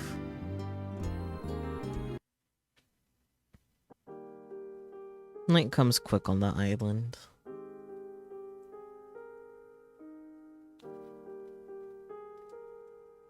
Once the sun goes down, the scenery rapidly fades into the darkness. Unlike a city, the island's countryside doesn't have many places with their lights on at night. Honestly, there's nowhere to go even if you stayed out late. That's why students like us normally go home before sunset. At the very least, I've only ever stayed at school this late, 7:30 p.m. to be precise, once or twice.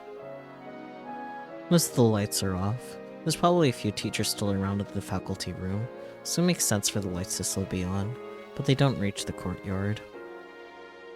In the distance, I can barely see the lights coming from town and the cars driving about. The moon's up in the sky. It's pretty round, but it's not quite a full moon. And to the north, the direction of the new airport, the sky oozes red. The aura is in full swing yet again. Aurora. Aki-chan, let's go home already.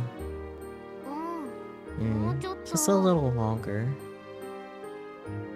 Akiho is still doing her assembly work. She finished the servo motor test a while ago, and now she's putting the screws back from whence they came. With only the Robotics Club desk lamp to guide her, she immerses herself in her work, her brow covered in sweat. She looks like an engineer. Even I can see her extraordinary zeal. You can go home if you want. She continues to work carefully as she says that. I shrug my shoulders and sit on the lawn in front of the club room. That's not happening. I'm Akiho's watchdog after all. If Akiho's gonna keep working, I'm sticking with her. It doesn't really bother me anyway, to be honest. Though that isn't to say I plan on lending a hand or anything. Akihiko lets out what sounds like a scream of terror and starts panicking. I dropped a screw. Oh no. The light in the cramped room bobs up and down. She's probably using the desk lamp to search for the screw, but I can't say I'm real confident she'll find it in that darkness. That's why I said we should go home already. Oh man, what should I do? Hey, little screw, come on out. You guys. Michi, our delinquent club advisor, appears with flashlight in hand. Is even less interested in coming to club than I am. We're seeing you here, Michi. It is my job after all. Listen up. The teacher's gonna drop some knowledge on those brains of yours, so get ready. It's 7:30 right now. The school regulations say that students must head out by 7. That's a pro tip. There you have it, Aki-chan. But the screw... How about giving up and searching tomorrow? The screw's not going anywhere. I'll throw you out the school gates myself if I have to. Got that? Like how lions will push their young off a cliff. Oh boy.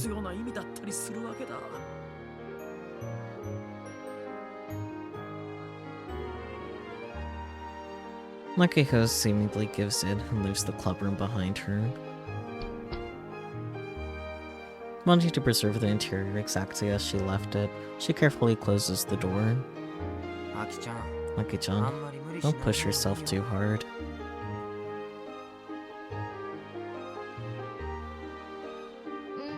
Yeah, I know. I'm okay. I should be fine to get home.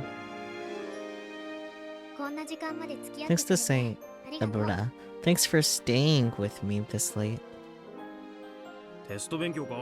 Studying for final exams? I can see that. Robo 1 is important, but don't forget that you're all students first.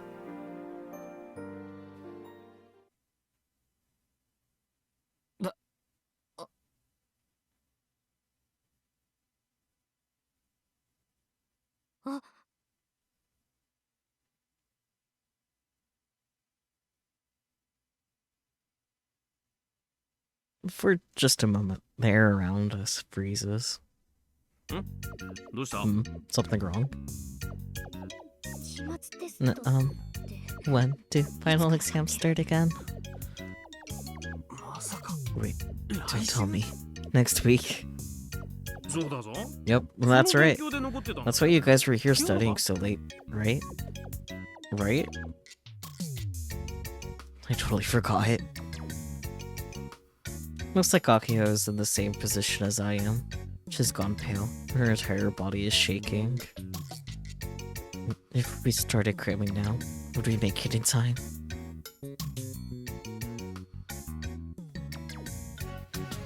Suddenly, Akihiko clutches my shoulder. There's a forced smile on her face.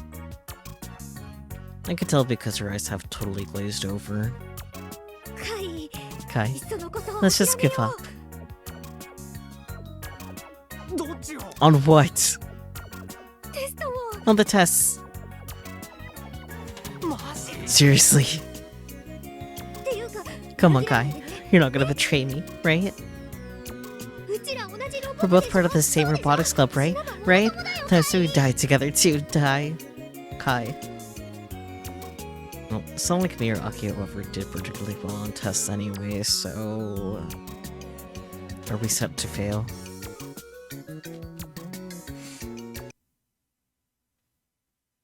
In any case, Akihiko continued her strenuous efforts alone, as the Robotics Club brave president. Any new tweeps? No, I can't check. She used the entirety of her day off on Saturday and finally finished reassembling the press. Kaboom! Zoom! Zip! Zam! Akihiko makes exaggerated sound effects as she presents the honorary press to me. I'm a little guy. Feast your eyes upon the newly reborn Tanagashi Machine 3. You surely spent your valuable day off before exams on this. You promised not to talk about that. The only real change to the robot's appearance is the tail-like protrusion on its butt. It's attached to a caster. This appears to be the mechanism for the special attack that Akihiro mentioned before. If possible, I want to replace all the servos and sensors with new higher performance ones. If only we had more time and money. Infinite cash and time. Now there's a wish that'll never come true. So, did you have enough screws? Of course I did. I would never make a mistake like that. And I didn't end up with any extra screws either. I'm happy for you. So, was that the end of your completion ceremony? Whatever. About an hour ago, Akihiro called and woke me up at this ungodly hour, saying, "I've got an announcement to make, so please make sure you come to school today." Yep, all finished.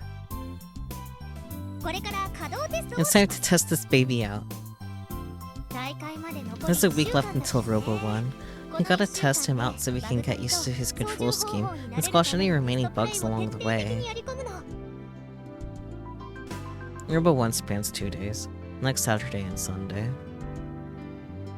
Honestly, I don't know if I should be annoyed there's only 1 week left, or happy that we still have a whole week to go. Whatever, I'm not gonna stress out over it.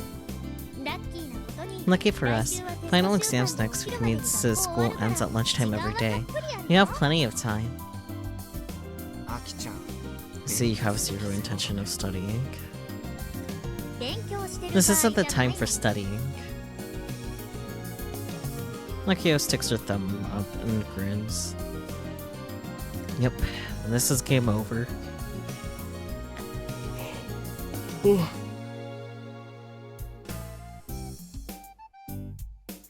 Either way, she just decided to do her operational test in the school hallway. I can. Scholar punishment. Arrived at school. Only the night duty teacher is here. Pick up the phone. I'm bored. Delusion time. Okay, school transformative robot now. You watched an anime like that recently, huh? Got influenced? You should go get checked out. That sounds like some delusion a guy would come up with. Or a kid. The clock turned into a face, right? You should go get checked out. Akihiro. I already told you on the phone. Come ASAP. Club president orders. Robotics Club making hobby robots. Reminds me of about 9 years ago. Wait, or was it 8 years ago? Free-range chickens are so good. Drinking sweet potato soju with free-range chicken for lunch is amazing. Still, I can't eat free-range chicken all the time since it's expensive. Life's easy for a PE teacher during exams. I mean...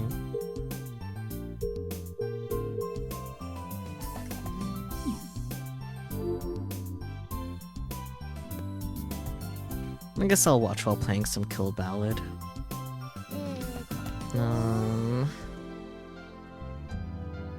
Akihiro holds a large controller in one hand and carefully reads the manual spread out on the floor of the hallway.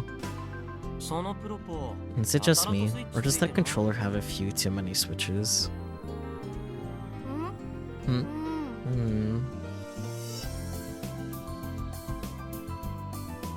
This thing is covered in dust after being in storage for a decade. It has 2 control sticks and more than 10 different switches on it. As a result, it looks a hell of a lot more intimidating than the old controllers that came with RC toys. It's the Presence controller. Yep, it is. Akihiro proudly confirms that for me as she looks up from the manual. Did you know that my big sis came up with a unique system in order to make him easier to control? Did she now? After seeing such godlike operation on Robo 1, the audience is blown away. Akihiro takes a deep breath and blows on the controller.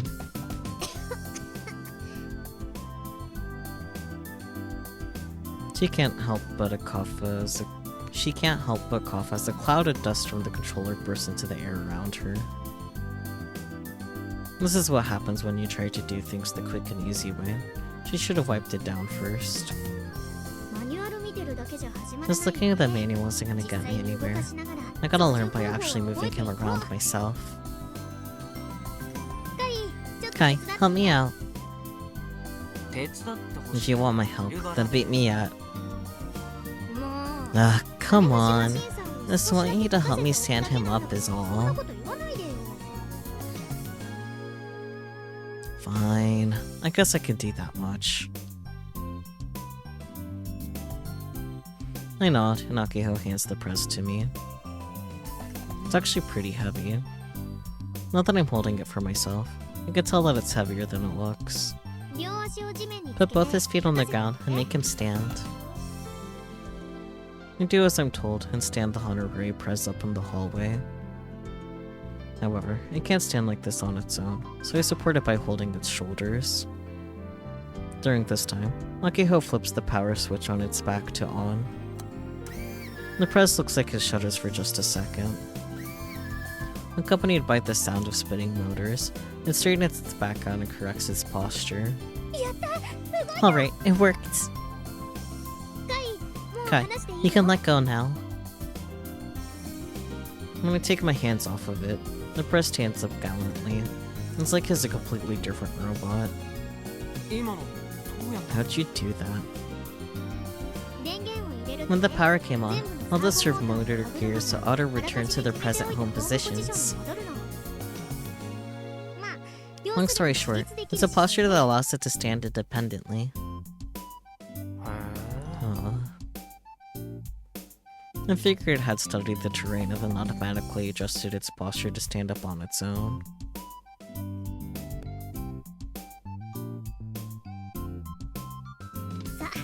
Alrighty, preparation's complete. Akiho looks at the honorary press and gives it a satisfied smile. She readies the bulky controller in her hands. The time has finally come. Tanagashi Machine 3, launch! Akiho's hands begin to fill with the controller. The honorary press takes a step forward with its left leg. I gotta admit, seeing it walk is starting to get me a little excited. The honorary press takes another step with its left leg. Then the left leg again. It's only moving its left leg. Which means it's just rotating in place with the right leg as its axis. Oh, whoops. I messed up. Once more. With gusto!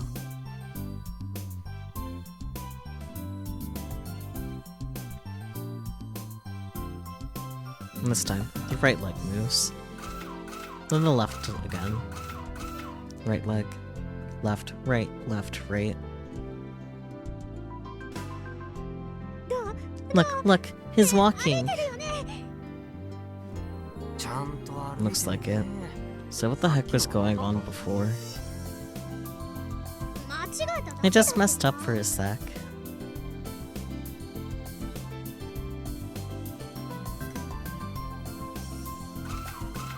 Left leg, right, left, left. The left moves a little, then the right. It's not walking all that well. How bad at controlling it do you have to be to make it move like this? The timing's super tough. I stand next to Akiho and watch her finger movements.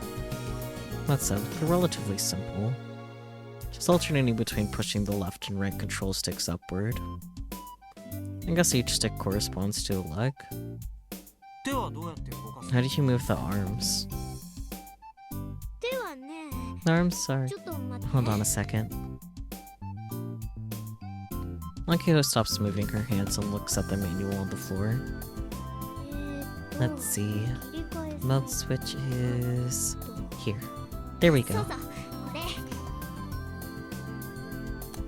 She appears to search for something on the controller before flipping the switch on its back. When you flip this switch, Akio returns to the two controller sticks that were manipulating Tanagashi Machine 3's legs earlier. Only now, the honorary presses arms are linked to their movement. They move up, down, left, and right. Well, it's perfect! To be honest, the movement tracing is pretty accurate, so it's impressive how freely the little guy can move around. The only problem... Wait, so does that mean you can't control the legs and arms simultaneously? Yep. Yep, she says.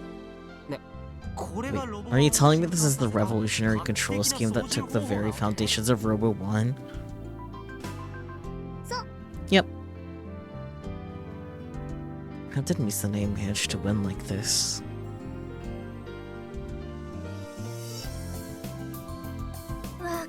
You just don't get it, Kai.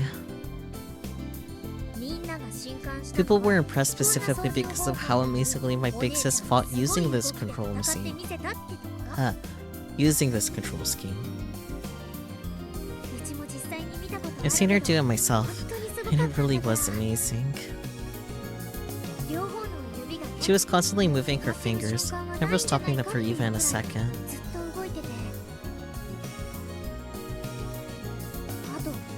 The controller was making noises non-stop. You could hear the flipping of switches constantly. Click, click, click, click. She was able to control both the control sticks and all 14 switches in order to deal with any opponent she'd come across.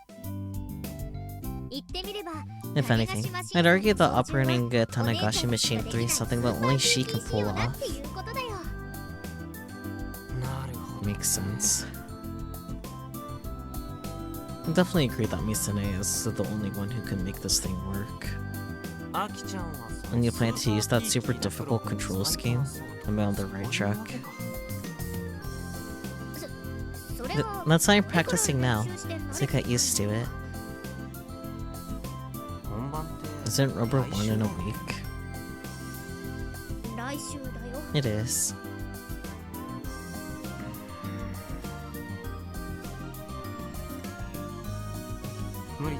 That's impossible.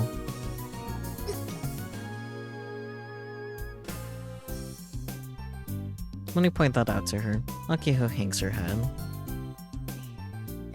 Be fine. I may not be able to reach my big sis's level in a week, but I'm sure I can get decent enough at it. Everything will work out just fine.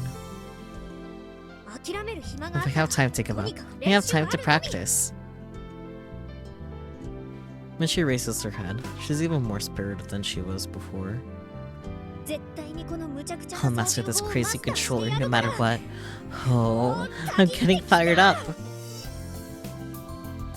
Here we go again. Ridiculously optimistic as ever. Let's see, even for a fighting game player like me, it'll take like a month to get a feel for these controls. It'd be faster to change the controls to something easier for Akiho. If it were me, I'd have it play like KB. Needless to say, I'm gonna tell Akiho any of this.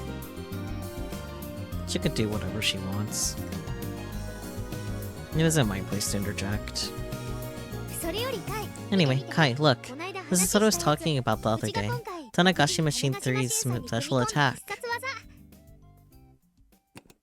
Akiho wears a proud expression on her face, then presses the red button on the controller. The honorary press suddenly bends forward. Maintaining that pose, it falls backward onto its butt. Did it just fall down? This is only the beginning. Oh. Go! Then, still in the same pose, it suddenly blasts forward. How'd you like that? He has casters on his heels and a butt. This will allow him to charge super fast and use his ultra sliding kick. It works as a surprise attack, but with good timing it can even be used to dodge an opponent and counter-attack. I call it Tanagashi XL Impact. Pretty sure that's plagiarism. Don't sweat the details.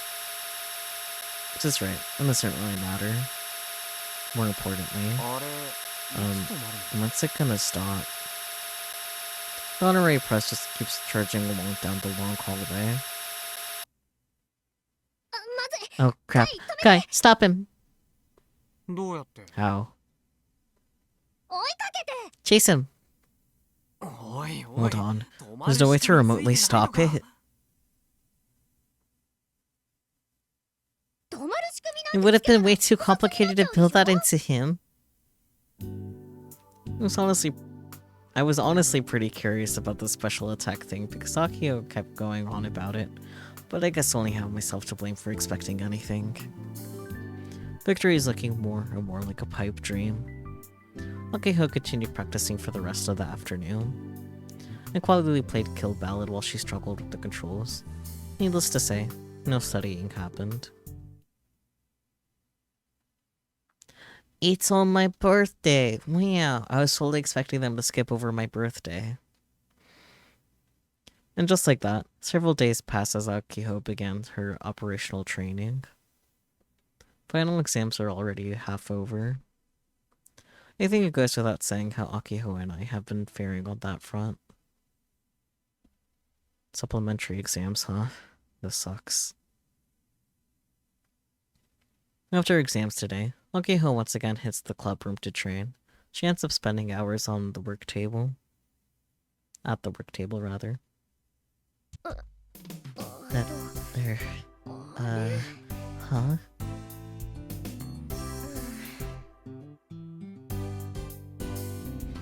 She hasn't improved at all. Akiho was never dexterous to begin with, and Misane's custom controls aren't something just anyone can use. But that's been pretty obvious since Sunday. Aki-chan, it's almost 7.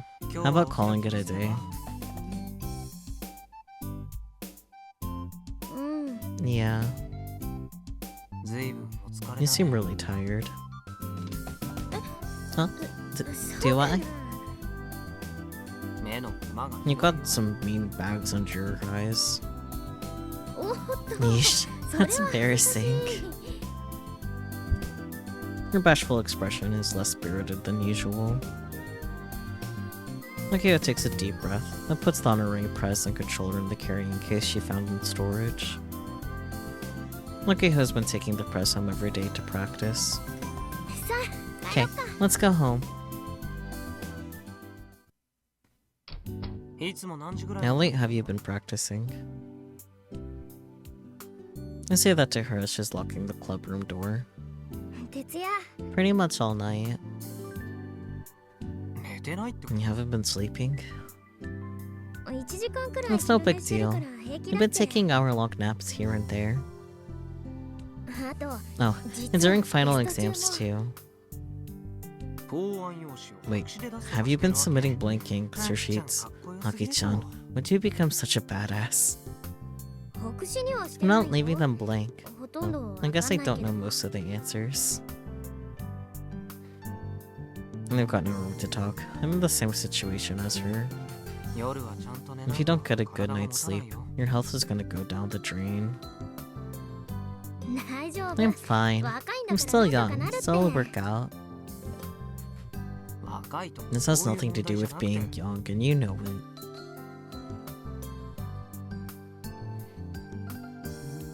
I get the feeling she's trying to dodge my concerns, so I grab Akiho by the shoulders and stop her. Come on, you know you can't push yourself too hard, Aki-chan. Yeah, I know, but... I get why you're feeling pressed for time. I do. But it can't always be by your side. You need to learn how to take care of your own health. Sorry. Akio looks dejected as she offers up a sincere apology. But her face looks kind of pale. Not a good sign. You better go to bed as soon as you get home. So, you're not gonna tell me to study? After reaching the parking lot, I turned to face Akiho as usual. So, you feeling alright? He asks the usual question. Her usual answer doesn't come. Today is different. Oh dear. Akiho weakly shakes her head back and forth, her face still pale.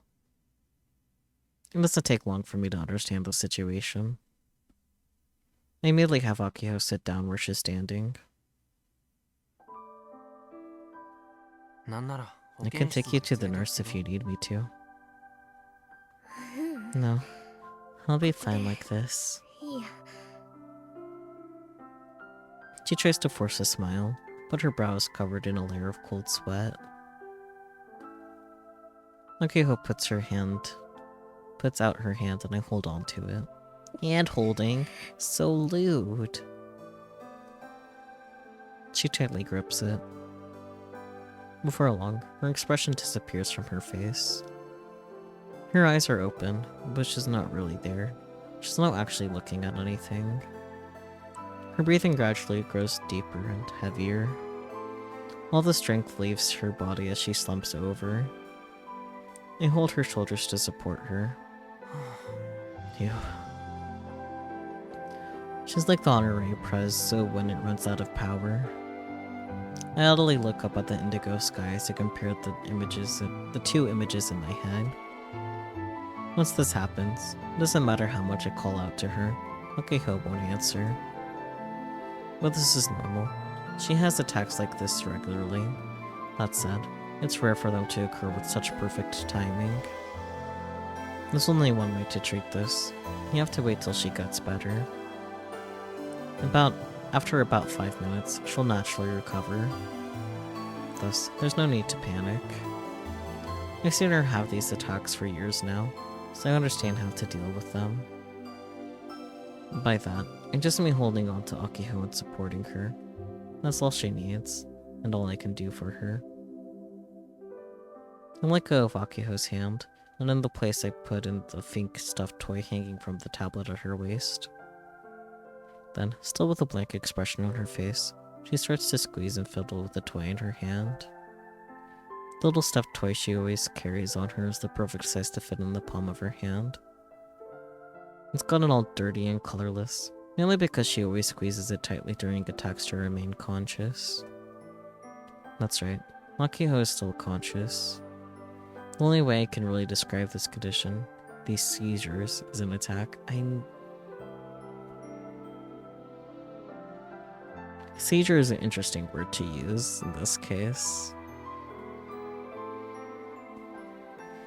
At this very moment, Akiho is spending 5 minutes in reality. She's perceiving it as 1 second of time. I know this because these attacks aren't anything new. Plus, Akiho always tells me about them afterward.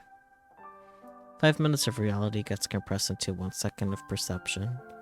In essence, it feels like time is moving super fast for her. Meanwhile, for the people watching her, it's like she's moving in slow motion, like a zombie or something. Elephant mouse syndrome. That's the scientific name that doctors have given it, but Akiho and I call it FF. FF is short for fast forward. You know, like how video players have fast forward and rewind buttons. It gets confusing because of all the different perspectives between Akiho and everyone else, but we keep it simple by calling it FF from Akiho's viewpoint. These attacks aren't something she was born with.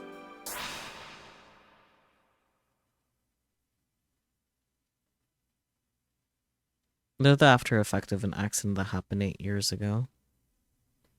Ever since that day, Akiho and we've been afflicted with these awful attacks.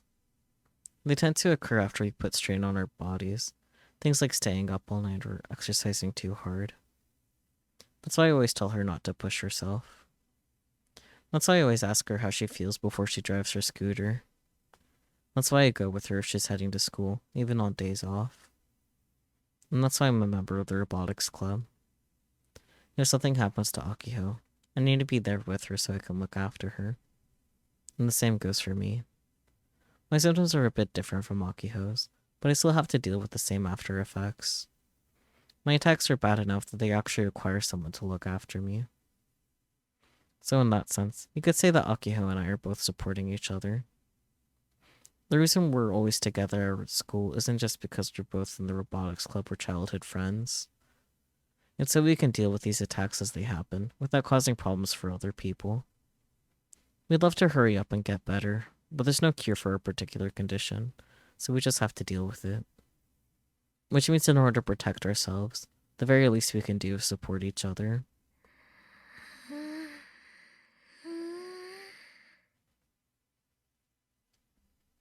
Akiko slowly moans, but doesn't form any words. The parking lot is slowly being blanketed in the darkness. If someone happened to run into us now, they'd probably think we were two lovebirds messing around. Anyhow, I call Akiho's mother and ask her to come pick her daughter up. The attack only lasts 5 minutes, but the numbness of the body lasts much longer. She shouldn't be driving. After the call, I have nothing to do but wait for Akiho to recover and take a look at her face. Her expression looks like a nose mask's. Empty eyes, slightly quivering lips. Sometimes she ends up drooling, so it's actually kind of her problem. There was one time she totally soaked my shirt. Damn. Jeez, this idiot. That's why I told her not to push herself so hard. She's already constantly rushing forward when it comes to the robotics club. And now she wants to add Robo 1 on top of that? Mixing the honorary prez, staying up all night to learn its complex control scheme. Akiho is that desperate to protect the robotics club and make her dream a reality. What am I gonna do with you? But I'm not blameless. I saw her walking that dangerous line and didn't warn her as much as I should have. Maybe I should have forced her to stop. Or should I have helped her more? I don't know. But supporting each other, huh? I guess I have no choice. I sigh, straighten out my thoughts, and pull out my Pokecom to kill time playing Kill Ballad.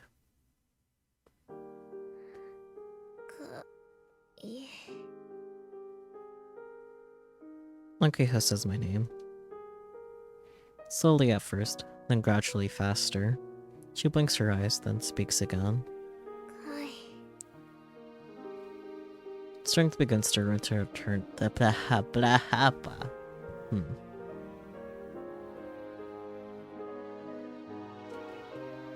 Strength begins to return to Akiho's hand. She weakly grasps at she weakly grasps at mine. I guess it's been about 5 minutes. You okay now? Looks like she hasn't recovered enough to stand yet. I'm also leaning against my shoulder. She nods a little and starts to slowly take deep breaths.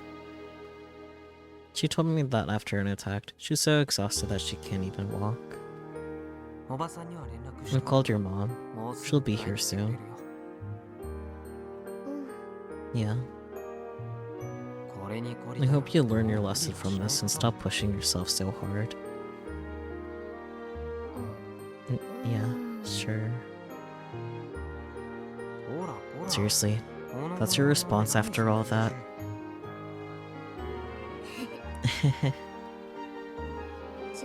Then, Kai, can you be the operator?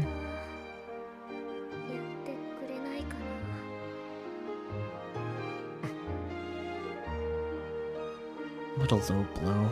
She's really asking me that at a time like this. How unfair can you get?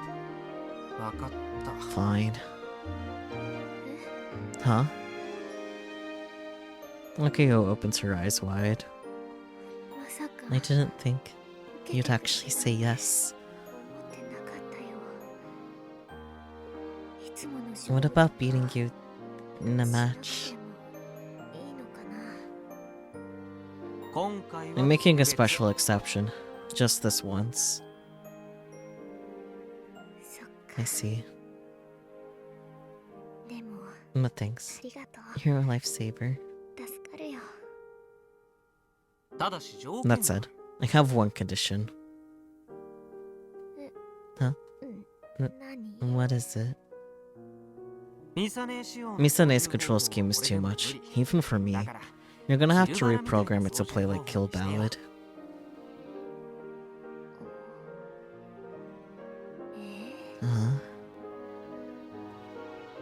Akiho cocks her head like she doesn't really understand what I'm saying. Just then, I hear the sound of a car horn coming from the school gate. That might be her mom. I lend my shoulder to Akiho to help her stand, and we slowly make our way toward the front gate.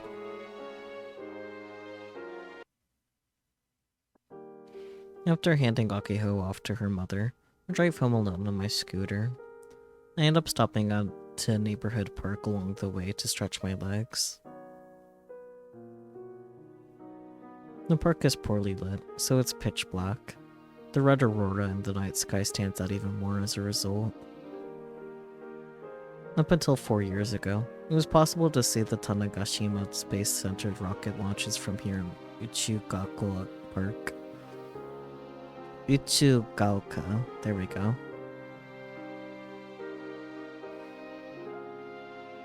And the park has the kanji for space in its name. Yeah, it does. Uchu. But it isn't exactly that cosmic anymore. All it has to offer now is a dog walking trail.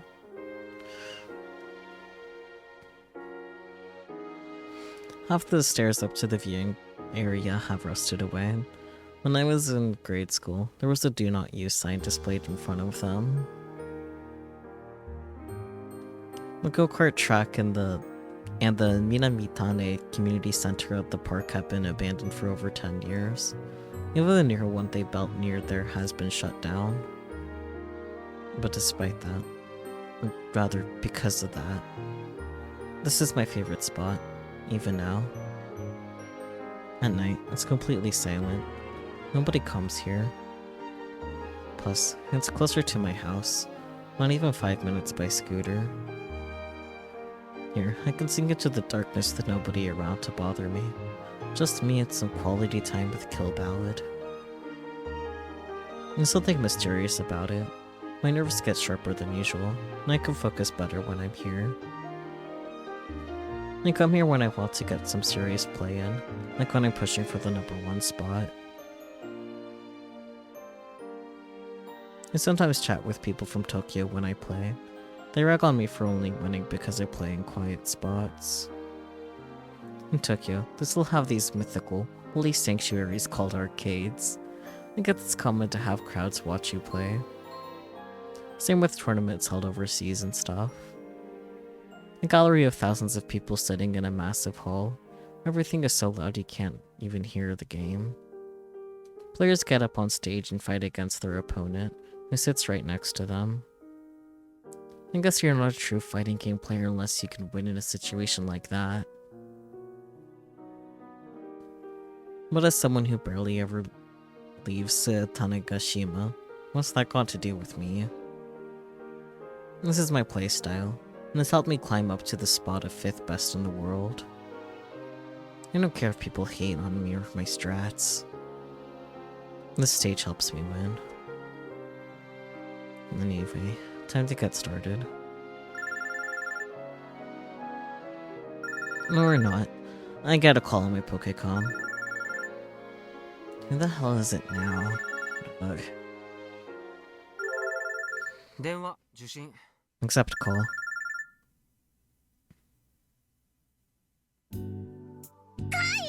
Kai!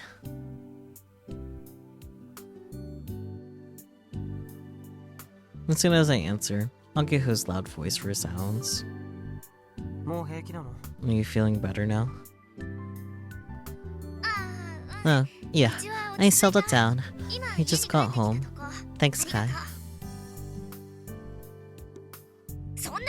But more importantly, we gotta talk about what you said earlier. Akiho, you're too close to the camera, and you're being way too loud. You never guessed this was the same girl who had an attack earlier this evening. You mean the whole me being the operator thing? Yeah, that. You have one condition, right? Correct. You gotta change the control scheme to kill ballots. Can you do it? No, I can't. But I think it's an amazing idea. Akiho is crazy excited. I never even considered that as a possibility.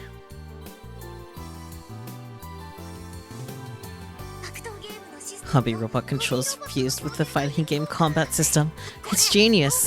He could win the Nobel Prize.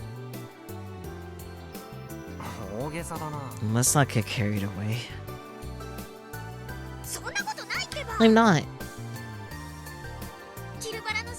So, if you use the KV combat system, that would mean you're using a Pokécom as a controller.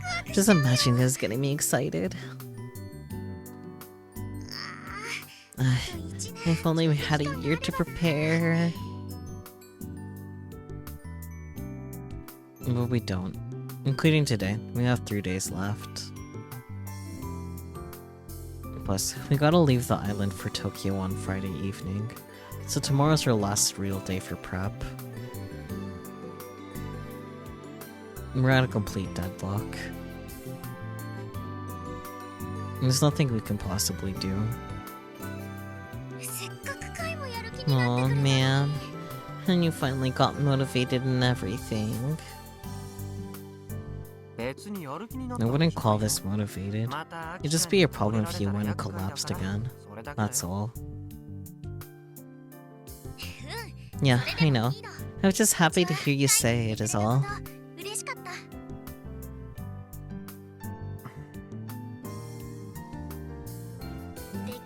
I only wish you could have said it a week earlier. Anyway, I'll try and figure something out for tomorrow and the day after.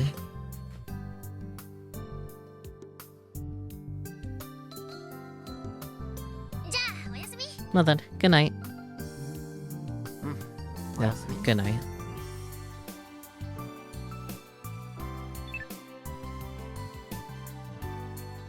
After I disconnect, I sigh to myself. Deep down, I kinda hoped she'd just give up. Mikaki-chan would ever do that. We've been iffy about this Robo 1 thing from the get-go. It's obvious the VP is just toying with us. Open message.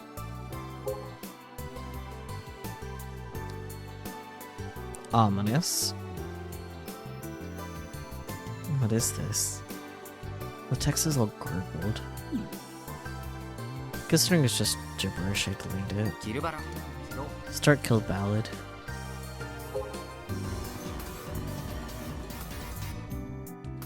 Time to get back on schedule. And boot up kill ballad. Even if we did make an appearance at Robo 1, there's no way we'd be able to win with Misane's control scheme. It'd be humiliating to go to Tokyo, lose pathetically, and then come back to the island to see the VP's self-satisfied grin. Plus, the only way we'd ever be able to implement kill ballad control scheme would be if we asked the game's creator.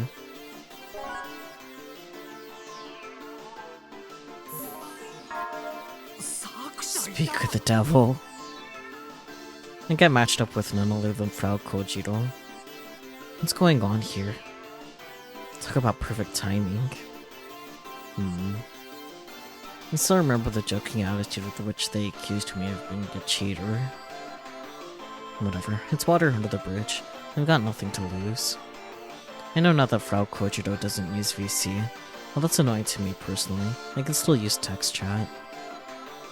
Ignoring the actual match, I start typing on the touch screen. Evening, thanks for messaging me the other day. Just so you know, I don't cheat. I have no idea who told you that was the case, but it's not true. By the way, I know this is sudden, but I have a request. Have you heard of Robo 1? I'm set to appear on the tournament this weekend. And so, I was thinking of trying to use Kill Ballad's control scheme. With the Hobie robot I'm entering Robo 1 with. I know this is a ridiculous request, but could you share the kill ballot source code with me? If it'll make it easier to trust, I'll happily tell you my identity. My name is Yoshio Kaito, and I live in Tanegashima. I'm a third year at Shuwa Tanegashima High. Maybe don't dox yourself until you get a reply first, at least. Do you want my home address too? Buddy, why do you keep doxing yourself? No reply, huh? Giving away the source code to some random high school kid online would be the epitome of stupid. You'd basically be giving away your entire fortune. I doubt anything will come of this. And as expected, Frau Kojiro disconnects from the lobby without saying a word. I must have really put them off. I gaze up at the night sky. I feel like I could see way more stars back in the day. But the crimson stain of the northern sky has made it pretty hard to spot stars these days. Tokyo's at a higher latitude than Tanegashima, right? I wonder what the aurora looks like over there.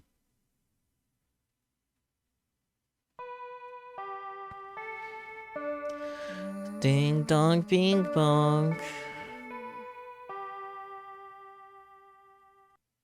You don't think it's the source code either, but it was probably useful. I think it might be a threat, but maybe that's because Chaos Head has damaged me.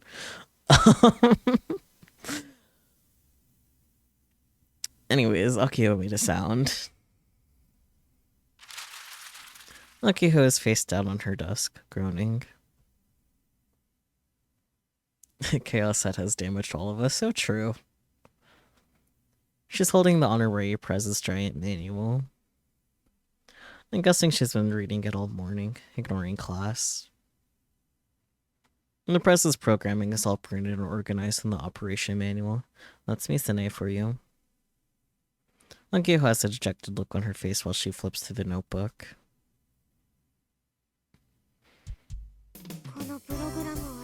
There's no way I'm gonna be able to rewrite the programming in just a day. Akiho declares her surrender in the empty classroom after the day's exams. Even though your idea is super awesome, Kai. Well, I guess there's no point in going to Tokyo. No, that's all. Now that that's all settled, it's time to eat. I stuffed my cheeks with the curry bread I bought earlier in the day. That sounds good. I'm not giving up just yet. As long as we enter, we still have a chance of winning, even if it's just 1%.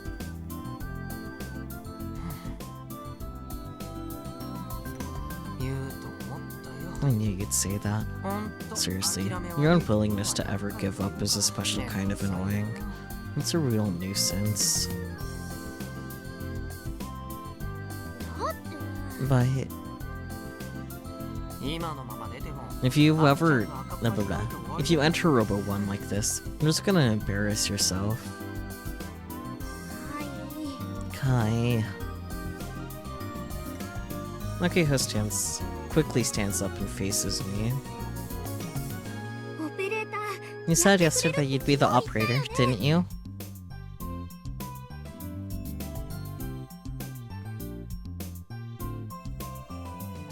She firmly grabs both of my shoulders and clings to me as tears begin to form. Didn't you?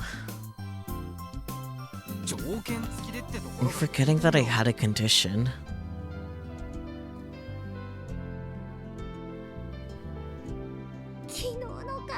You were so nice yesterday, Kai. To keep you from throwing a tantrum. If you at all care about the Robotics Club. I don't. Not even a little? If you want me to listen to you, either beat me in a match or honor my condition. What's it gonna be?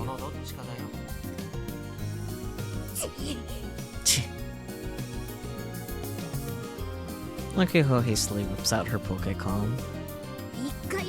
You just have to win once, right? You have 36 hours until Robo 1. You're not going anywhere, pal. Ready? So, that's your strategy? Of course, the gap between our abilities is wider than the Amazon River, but it's possible that after a bunch of matches, I can make a mistake and she'll get lucky.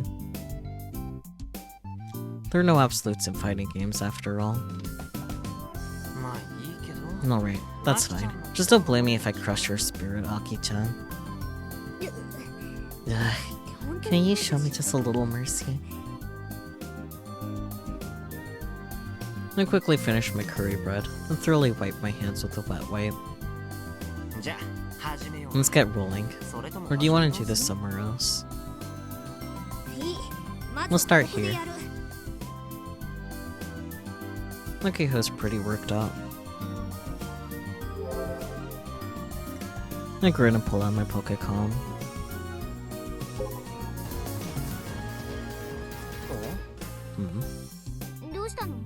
What's that? A message. Who's it from? Curious, I open it. Frau Kojiro, sorry for the late reply. What you said yesterday was really interesting, so I tried whipping together a program for you, Umi Shoshi.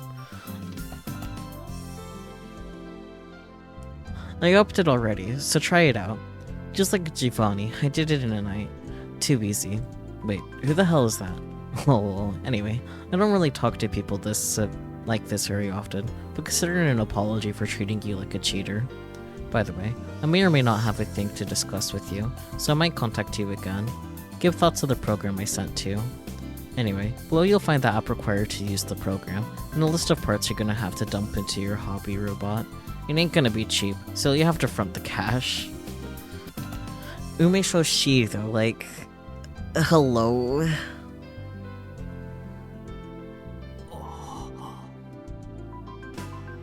Wait, what the hell? The message is filled with all sorts of bizarre stuff I don't recognize, but I still somehow managed to get the gist of what's written. Kai? We might be able to implement the kill ballot control system into the press. What? I'm not surprised that she is here, like, used as the honorific, because the only other character that we know that uses that, we already know is going to be in the next game, because he's literally in the title. So, like, is this Daru? Is Daru Frau Kojiro? Like, it's possible. Like, everything about the message, like, really reads Daru. But, like, the she is, like... That's why I paused after reading Umashoshi the first time. That's why I paused! I noticed it immediately! We already know who's gonna be in the next game. Like... What? Aki-chan, can you get these parts? I show Akiho the parts list at the end of the message. I don't know. I'm sure the robot clinic could have them all, but I'll have to ask if they're in stock right now.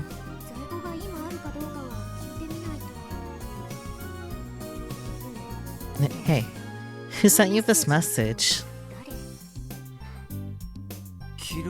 KB's direct creator, I can read. I took a shot in the dark and asked for the source code. They sent me a whole program instead. Whoa. The wind's blowing up our way. This new plot twist is getting me fired up. Akiho is so excited that it's generally hard to believe she was just clinging to me in tears. Even I never expected such a convenient turn of events to go down like this.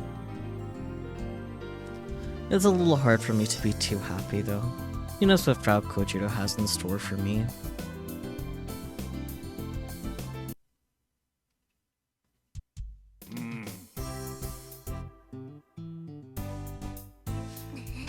So... Don't rush me. I'm doing it right now. Doc's never done stuff like this for the Robotics Club before. Nearly 6 hours zoomed by after explaining the situation to Doc. It's pretty late. The date's about to change. Oh hey, that's true for us right now too. Doc keeps saying interesting while he helps install the parts. The self-proclaimed robot doctor skills are a thing to behold. He also lent us a laptop, but quickly took it from Akiho due to her slow programming. Watching you's killing me. Give it here, he said. And I was doing it himself. Hey, Doc. If you do everything, I'm not gonna have anything left to take care of. If I leave it to a little girl like you, we'll never get done. I know, but... just leave him be. At least we can trust his work.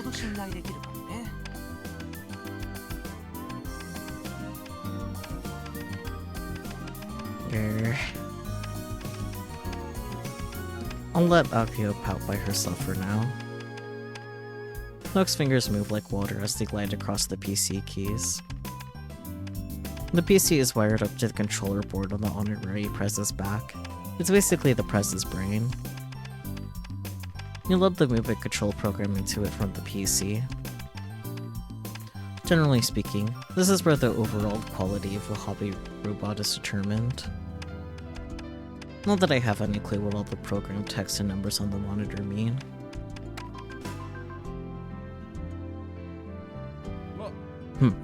That should do it. Look at this old rocker. He's usually snide and cold, but is clearly in a good mood today. Is he enjoying this?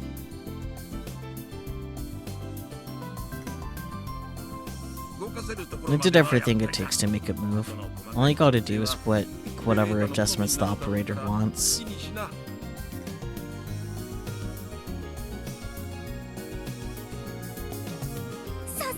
Let's hurry up and try it out. Oh, okay, my voice cracked there. That's fine. Akio pulls the USB cable out of the honorary Prez and stands it up on the floor. She then flips the power on. Hi, you ready? Hold on. I need to start up the app. I've already downloaded the Kill Ballot System 2019 app that Frau Krojiro told me to. Done yet? Hurry it up.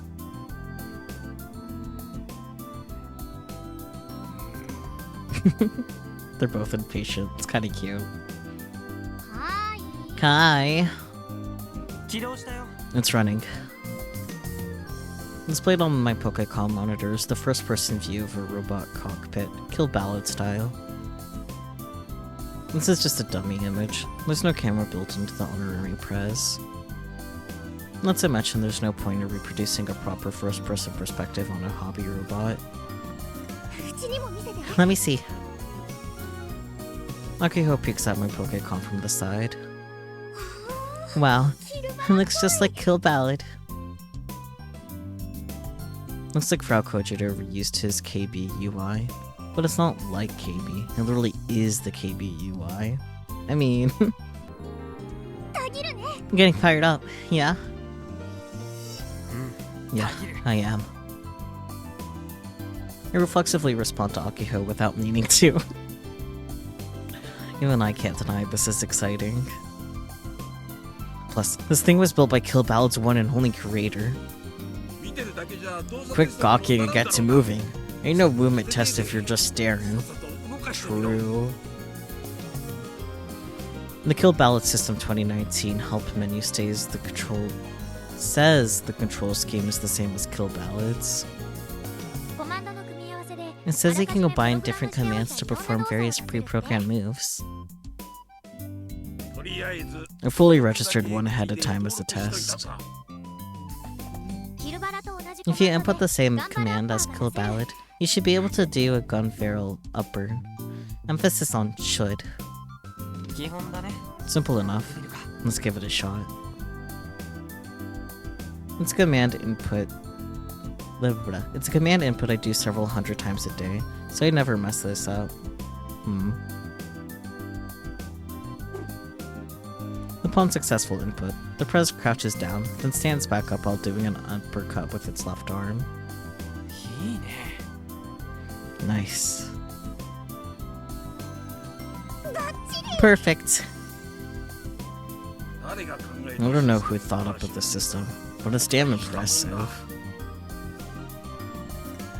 The way this system works, if you press random buttons, you'll only throw out basic moves. But by combining command inputs, you can unleash more complex moves. That seems to be the most unique feature according to the help menu. Kai. Akiho's face is a bit flushed as she looks at me in excitement. We've met your condition, right? Right? Even you seem excited about this. Condition. Please compete in the Robo 1 as the Prez's operator. Please. Upon saying this, she puts up one hand like she's taking an oath. It's time to use those gaming skills of yours, Kai.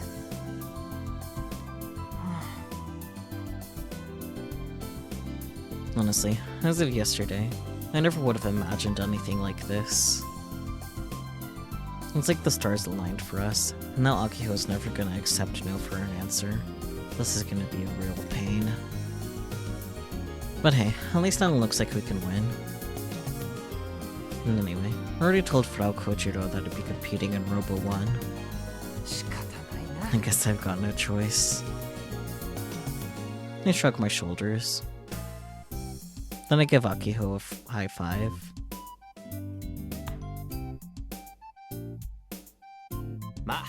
Meh, a promise is a promise. Alright! Akiho grabs my hand and starts violently shaking it up and down. Kai, thank you so much. I have the perfect reward for you. An important life lesson from that person. Here we go. Remember this. A bird in a cage is nothing but a tool for one's enjoyment. Aki-chan, are you trying to get me to help or quit?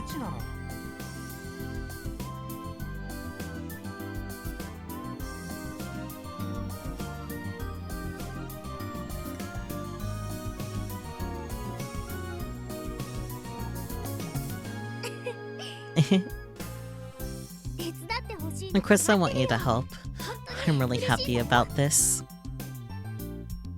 I know your skills better than anyone after all.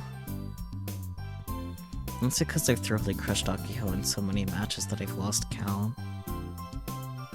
I suppose you could refer to it as knowledge gained through pain and suffering. Now we need to tweak Tanagashi Machine 3 before we leave tomorrow morning. Oh, we have to register some more commands too. Let's go home, take a nap, and meet in the club room at 6 in the morning. Yeah, I ain't waking up that early. This one's on you, Aki-chan. I still haven't packed for the trip to Tokyo either. After everything that's happened, why do you still have to be like this? Whatever, I'm dying of hunger. Let's go home. Akiho hurriedly puts the present into its carrying case and is about to cheerfully exit the store when...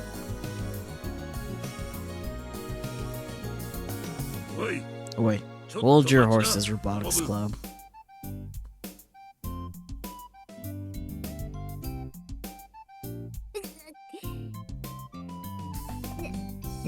What is it, Doc? Doc is still sitting at the counter. He waves a sales slip at us. The parts cost 16,000 yen, tax included. What? Don't worry. The service fee is on the house. Don't worry, but that's 16,000. And watch the blood drain from Akiho's face. Doc, you should know I don't walk around with that kind of money. You evil demon, old miser, penny pincher. What? You're the one that installed the parts and set this all... Who's the one that installed the parts and set this all up for you? I never asked you to.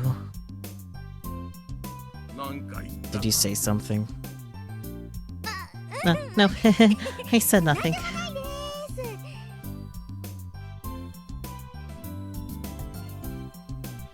She laughs it off, then whispers into my ear. Kai, what should we do? Maybe we should call Michi, but he probably wouldn't come even if we did call him. Why does it always have to be about money? Why is the world so cruel? Great question, Akiho. Kai, if it comes to it, I'll be the hostage. You just go to Tokyo alone and... Aki-chan, calm down. You're being ridiculous. Don't be mean. So then, what should we do?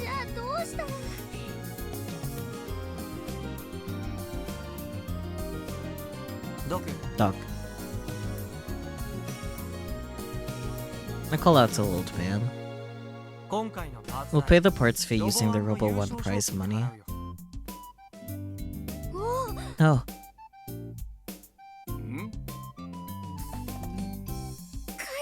Kai, that was the coolest thing ever just now. Well, if I'm going to compete, I'm aiming for the top. Okay, I sounded a little bit cocky there, to be completely honest. You two trying to bullshit an adult?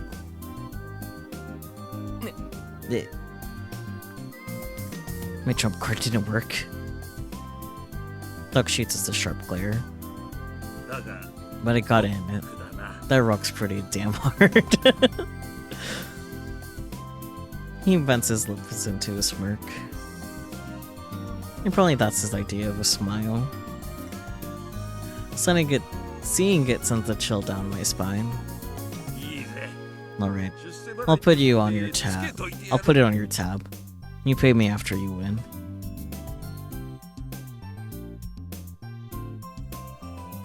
Really? We're saved. Thanks, Doc. Let's just keep it secret that I was a little scared. You best go kick some ass and win. Especially after that declaration. Losing ain't getting you out of pain. Don't worry. We've got this.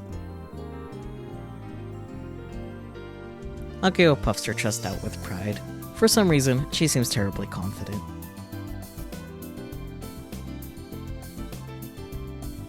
By the time I finally get home, it's way past 11 at night. Same with us! It goes without saying that Mom is pissed, but I somehow managed to avoid getting lectured and hop right into bed. It isn't until I'm in bed that I realize I'm still not packed for Tokyo. But whatever, I can do that tomorrow. Tokyo, huh? I've never been there before. I mean, I see it on TV and the news all the time, but I can't even begin to imagine how many people live there. And trains underground? It just seems nuts. I find it hard to believe when people are telling me about how buildings are lined up endlessly, going on as far as the eye can see. It might as well be a fairy tale world to a rural islander like me. And it's also where Misane lives. I'd be lying if I said I wasn't excited, but... Either way, the place sounds a little scary. In 24 hours, I'll be in Tokyo.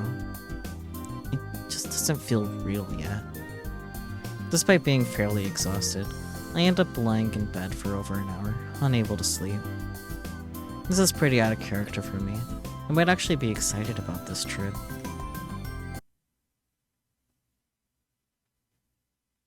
When will phase 1 end? Never. Oh, Misaka POV. Interesting.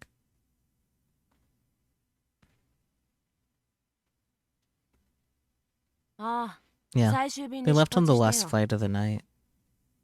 They'll be arriving tonight and spending the night. Just the two of them? No, Michi went along as the chaperone. Although he's probably the one that needs watching. I see. We've been busy over the last 2 weeks. Expect that from Aki. But I haven't seen Kai like that in a while.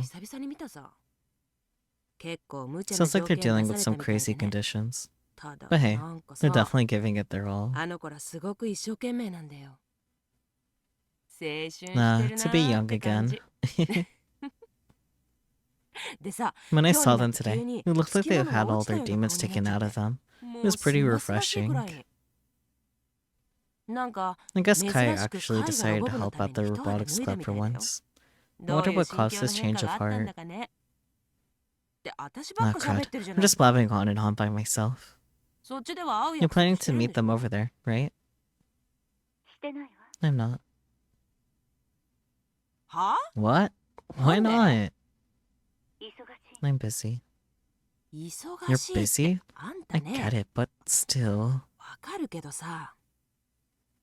Aki's been really lonely, you know? You should see the look on her face whenever she says she can't get a hold of you. I just want to give her a hug when I see her like that.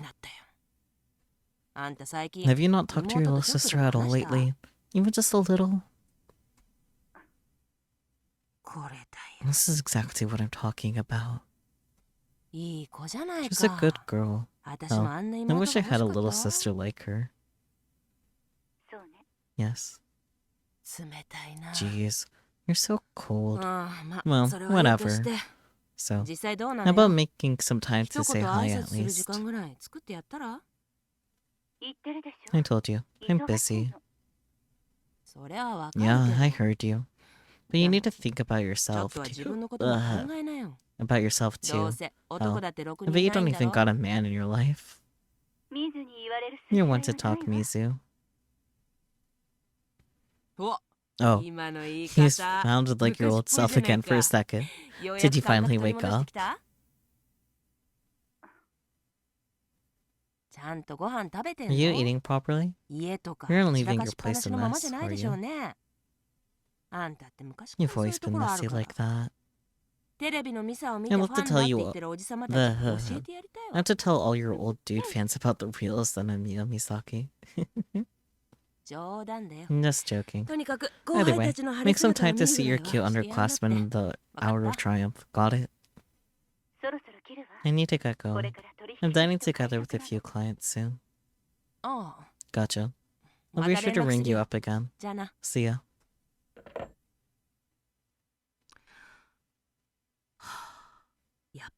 So, you really don't ever plan on coming back, huh? Aki and Kai are the only ones feeling lonely.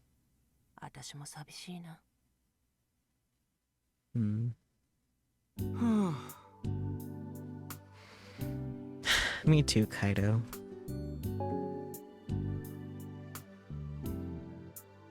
Until I lift my head to notice that light is coming in from outside the window.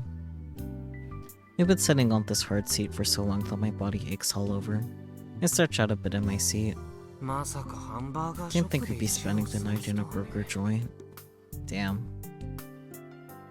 I figured we had a hotel reserved, but after getting to Haneda Airport, Michi delivered a shocking announcement. Alright, open your ears and listen well. We're not getting a hotel, got it? No money in the budget. That's a pro tip. Or just common sense. Study it well. You're in Japan. You can get, like, so many hotels for stupid cheap. There's no excuse for this, Michi. And then he moved on like it was no big deal. And so we set out for Odaiba, the place where Robo 1 is held, and spent the night in the 24-hour burger joint. Every day is a chance to learn, Yoshio. Life in Tokyo is new and unfamiliar. This experience will be integral to your future. Yeah, like not even an internet cafe, like come on.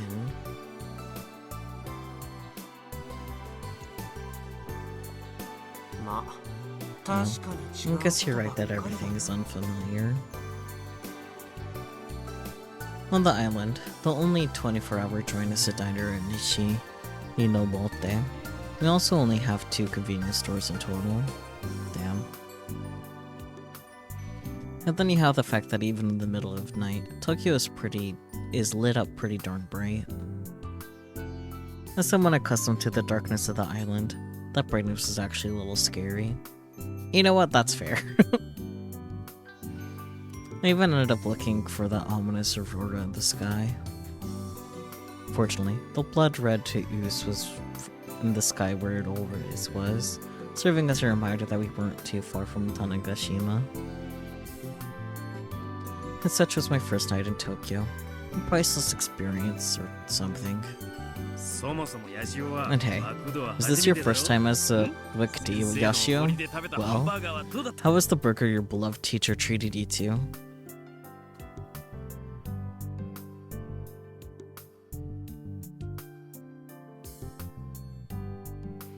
Wikiti is short for McDonald's, a fast food joint. It's the place for burgers in Japan, but we have none in Tanegashima. Even though we're nearly 20 years in the 21st century. This isn't my first time. I've had Wikiti twice on Kagoshima.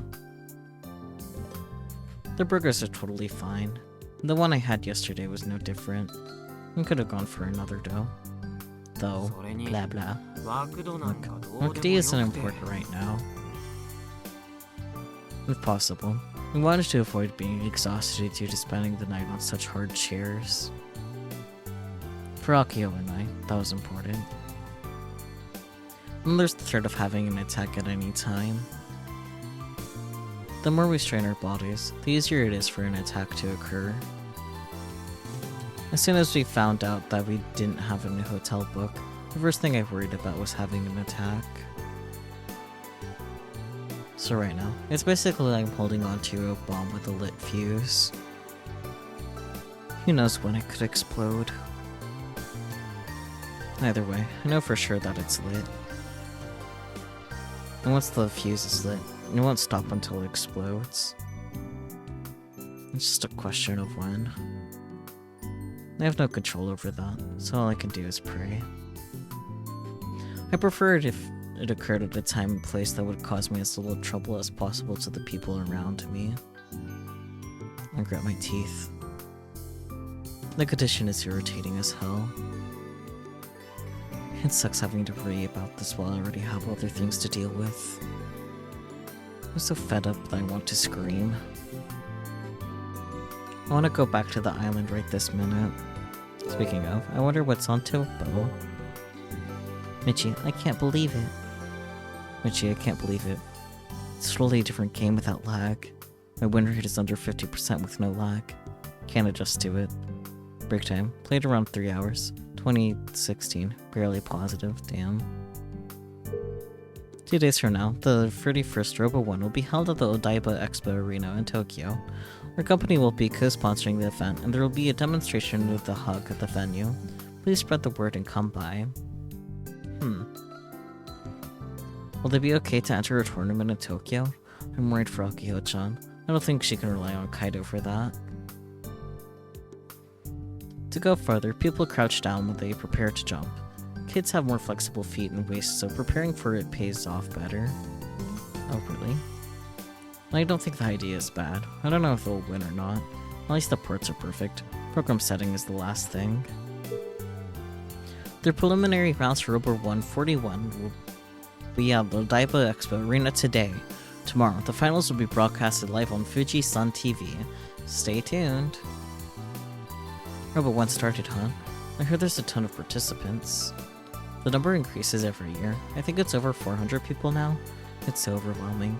You don't need to see the preliminaries if you don't know what's going on. Just watching the finals is enough. I'm a participant. I've been in line since yesterday for entry.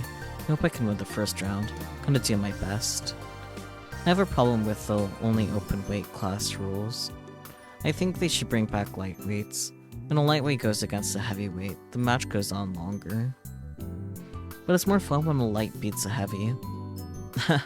This tournament's winner will be me, Maekawa Shizuya, and Devil Stronger. My adjustments are perfect. I've entered the preliminaries after getting top 16 last time, but with my current skill, I'll push my way to the finals. Ha ha ha ha. Too bad for everyone else. Heavyweights have an advantage, but judging by the robots that have entered, it looks like there are quite a few lightweights. Maekawa talks big, but he actually wins. Kinda pisses me off, but we have to accept it. I like how Maekawa-san fights because it's dynamic. Feels kind of American. It feels good watching it because he's so... oof. Maekawa should calm down a bit. He talks too much during the match. So annoying. In last year's finals the tournament, Devil Strong was the only one able to get 2 downs off Mr. Pallades. Might happen again this year. Interesting. So, Michi, have you already entered us into the Robo 1? Nope. Outside of the seeded teams, everyone else needs to go to the venue or register in person, I think. Michi, what do you even do? He thinks. So much for his great leadership. What time? 9 if I recall. Also, if my memory serves me right. That's a pro tip. Wow, amazing, Michi. You're as useless as always. What'd you say? You need to show your teacher some respect. I ignore Michi's whining for now. It's 8:50. If registration starts at 9, we need to head to the venue now or we'll be in trouble. I have no choice. I want to let her rest a little longer, but I have to wake Akiho up. She's in the seat next to me, face down on the table and snoozing away. Up until an hour ago, she was doing final adjustments to the Prez's programming, eventually dozing off. She looked really comfortable, and since I felt any final tweaks couldn't be that important, I'll let her sleep. But since Akiho's the only one who actually knows the correct registration time, I gotta wake her up. Aki-chan, wake up. We need to go soon. Still half asleep, Akiho irritatedly swipes away my hand, shaking her shoulder. I can read. Slightly annoyed, I shake her shoulder again. Aki-chan, it's morning. Loving it. Oh dear. Is she dreaming? Since she's not waking up, I sigh and forcefully pull on her ear. Ow, ow, ow, ow, ow, ow, ow! Akiho's hands claw at the air. Awake now. I'm awake! That hurts! I release my hand, and she glares at me resentfully. Her eyes are red. That's what a lack of sleep will do to you. That was just me and Kai. You look so comfy sleeping that I couldn't help but want to mess with you.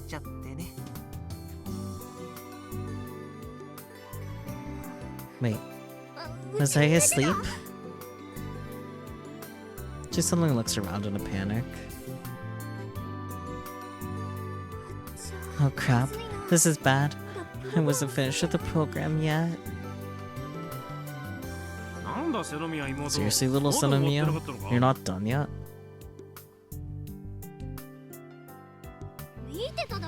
You just sat back and watched, so I don't want to hear that coming from you. More importantly, what time does registration for Robo 1 start? Huh? What time is it now? Just before 9. Crap, it starts at 9. We gotta go. Even though she was asleep just a second ago, she's already clamoring about. Alright, both of you, follow your teacher.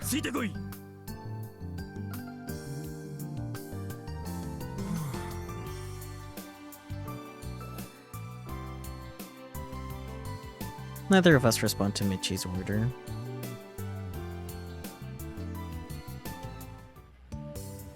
We leave the restaurant and cross the roadway via an overhead walkway. The road below is filled with carts. There's so many cars that I can't help but stop and stare. Now that it's daytime outside, I take another look at my surroundings. So this is Tokyo. One of the biggest metropolises in the world. The Bay Area is under large-scale redevelopment for next year's expo. Giant buildings made with cutting-edge 21st century tech lined up side by side. This is a common sight across the Odaiba. They're all probably taller than the ones by Kagoshima Station, at the very least. I know I've never seen buildings this big in person before. Across Tokyo Bay and the Rainbow Bridge, countless buildings line the shore. You can even see the Tokyo Tower. It is currently being taken apart due to its age. Honestly, I've never seen this many buildings before. There are no mountains or forests. Everything's man-made as far as the eye can see. Compared to the island, Odaiba is hot and muggy. The air feels like it's clinging to my skin, and I'm not a big fan. The hazy sky makes everything feel all the more suffocating. It's like the buildings and sky around me are going to come collapsing in. It's like I'm going to choke on my own breath. Apparently Odaiba is home to the 1-to-1 scale Unicorn Gundam. Nice. Misane has been living in the city for 6 years already.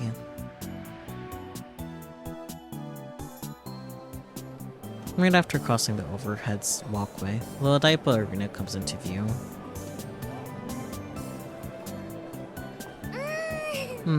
What a good morning. Akiho is refreshed and recharged since she splashed her face in the restroom. She leads the way, a skip in her step.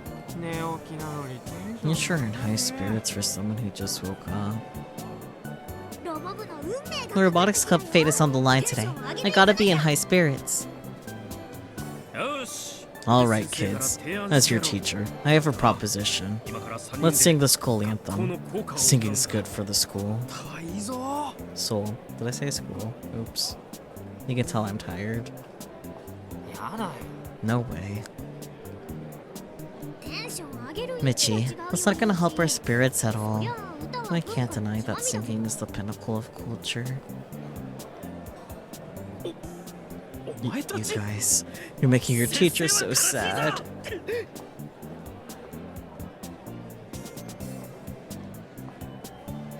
For some reason, the downtrodden Michi just runs off into the distance. I think it's safe to ignore him for now.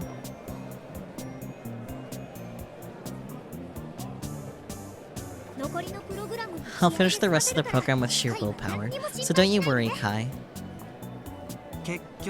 So what you're saying is, no practice time, huh? I'm sorry. No rehearsal time is gonna hurt. Today's the qualifiers, so I have to pray that I don't get matched against a veteran. Gonna have to learn as I play.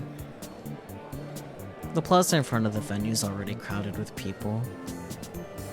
There are teenagers like us in school uniforms, middle-aged men, even some women who look like they could be models. You wait around here, Kai. I'll go register for us. I guess I'm on luggage duty. If our beloved honorary press got stolen by a rival or something, we'd be real screwed. Not that I expect anyone wants our junky decade-old hobby robot. Aki-chan. I called to Akiho from behind.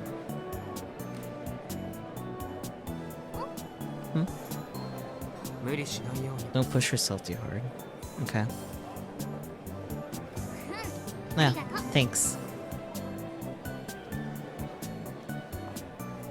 She smiles and strikes a pose, then walks off alone toward the expo arena. Nothing. I've got some free time until she returns. Michi's off who knows where. I crouch down in place and close my eyes.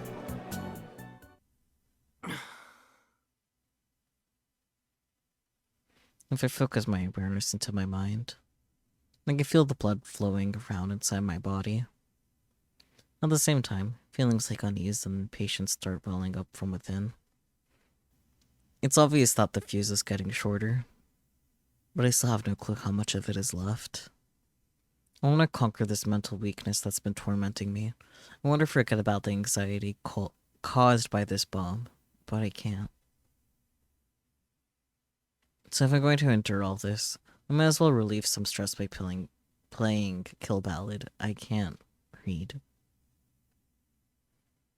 Truth be told, I spent the entire night playing at Book D. That's why I didn't sleep much, if at all.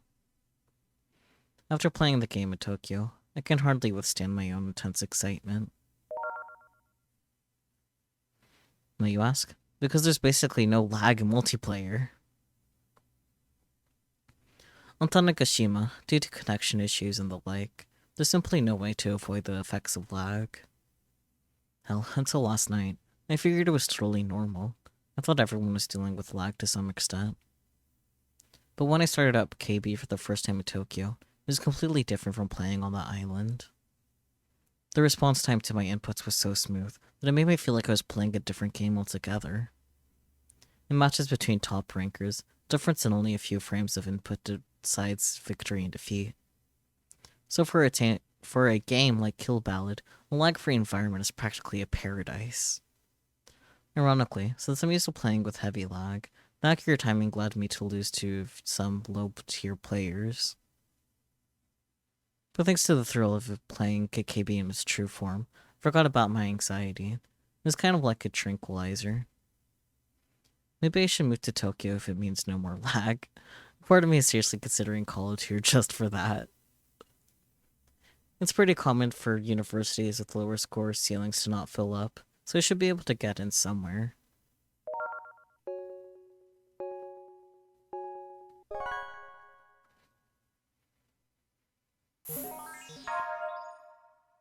Whoa, the green. Or Tajirin? Okay. I ended up shouting out loud. I just got matched up with the number 4 on the leaderboards, Tajiringer. I'll call him Tajirin.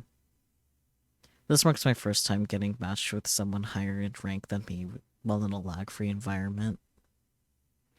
While I'm still only ranked 5th, Tajiringer is the only player on the top 5 that I truly respect.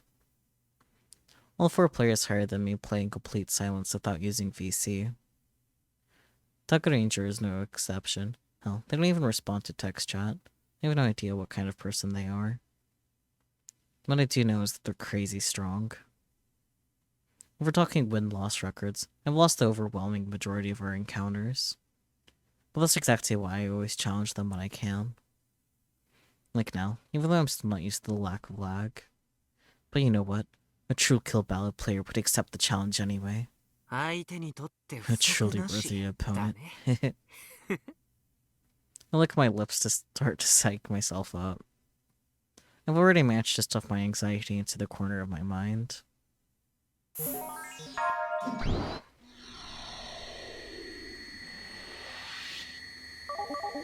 A bit.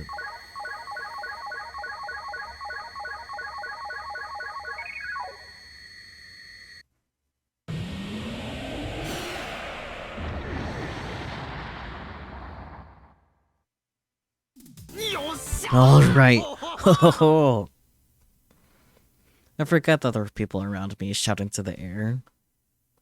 I can't help but get hyped up when I beat someone strong. Strange for me, right? I guess it's an adrenaline rush. My earbuds died. That's funny. I'm gonna end here soon anyway, so it's not the end of the world. But I can't but get hyped up when I beat someone strong. Strange for me, right? I guess it's an adrenaline rush. But here's the thing. You can't rise in rank just by winning once. That makes sense. I need to raise my win ratio against the higher tier rankers. Ugh.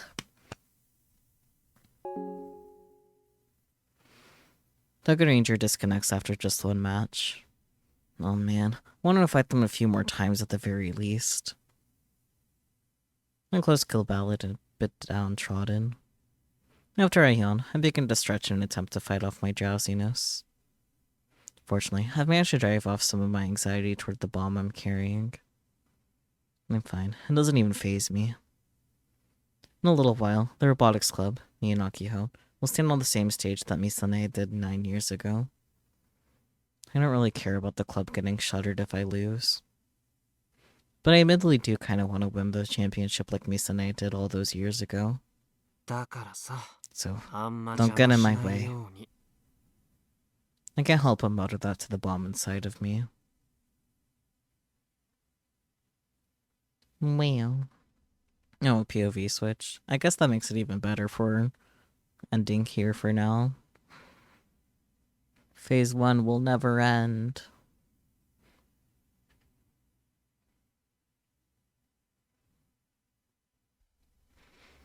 Come on, you can load.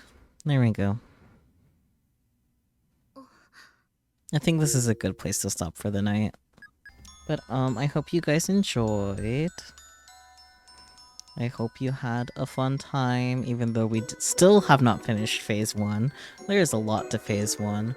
I'm probably not going to be able to get away with what I normally do.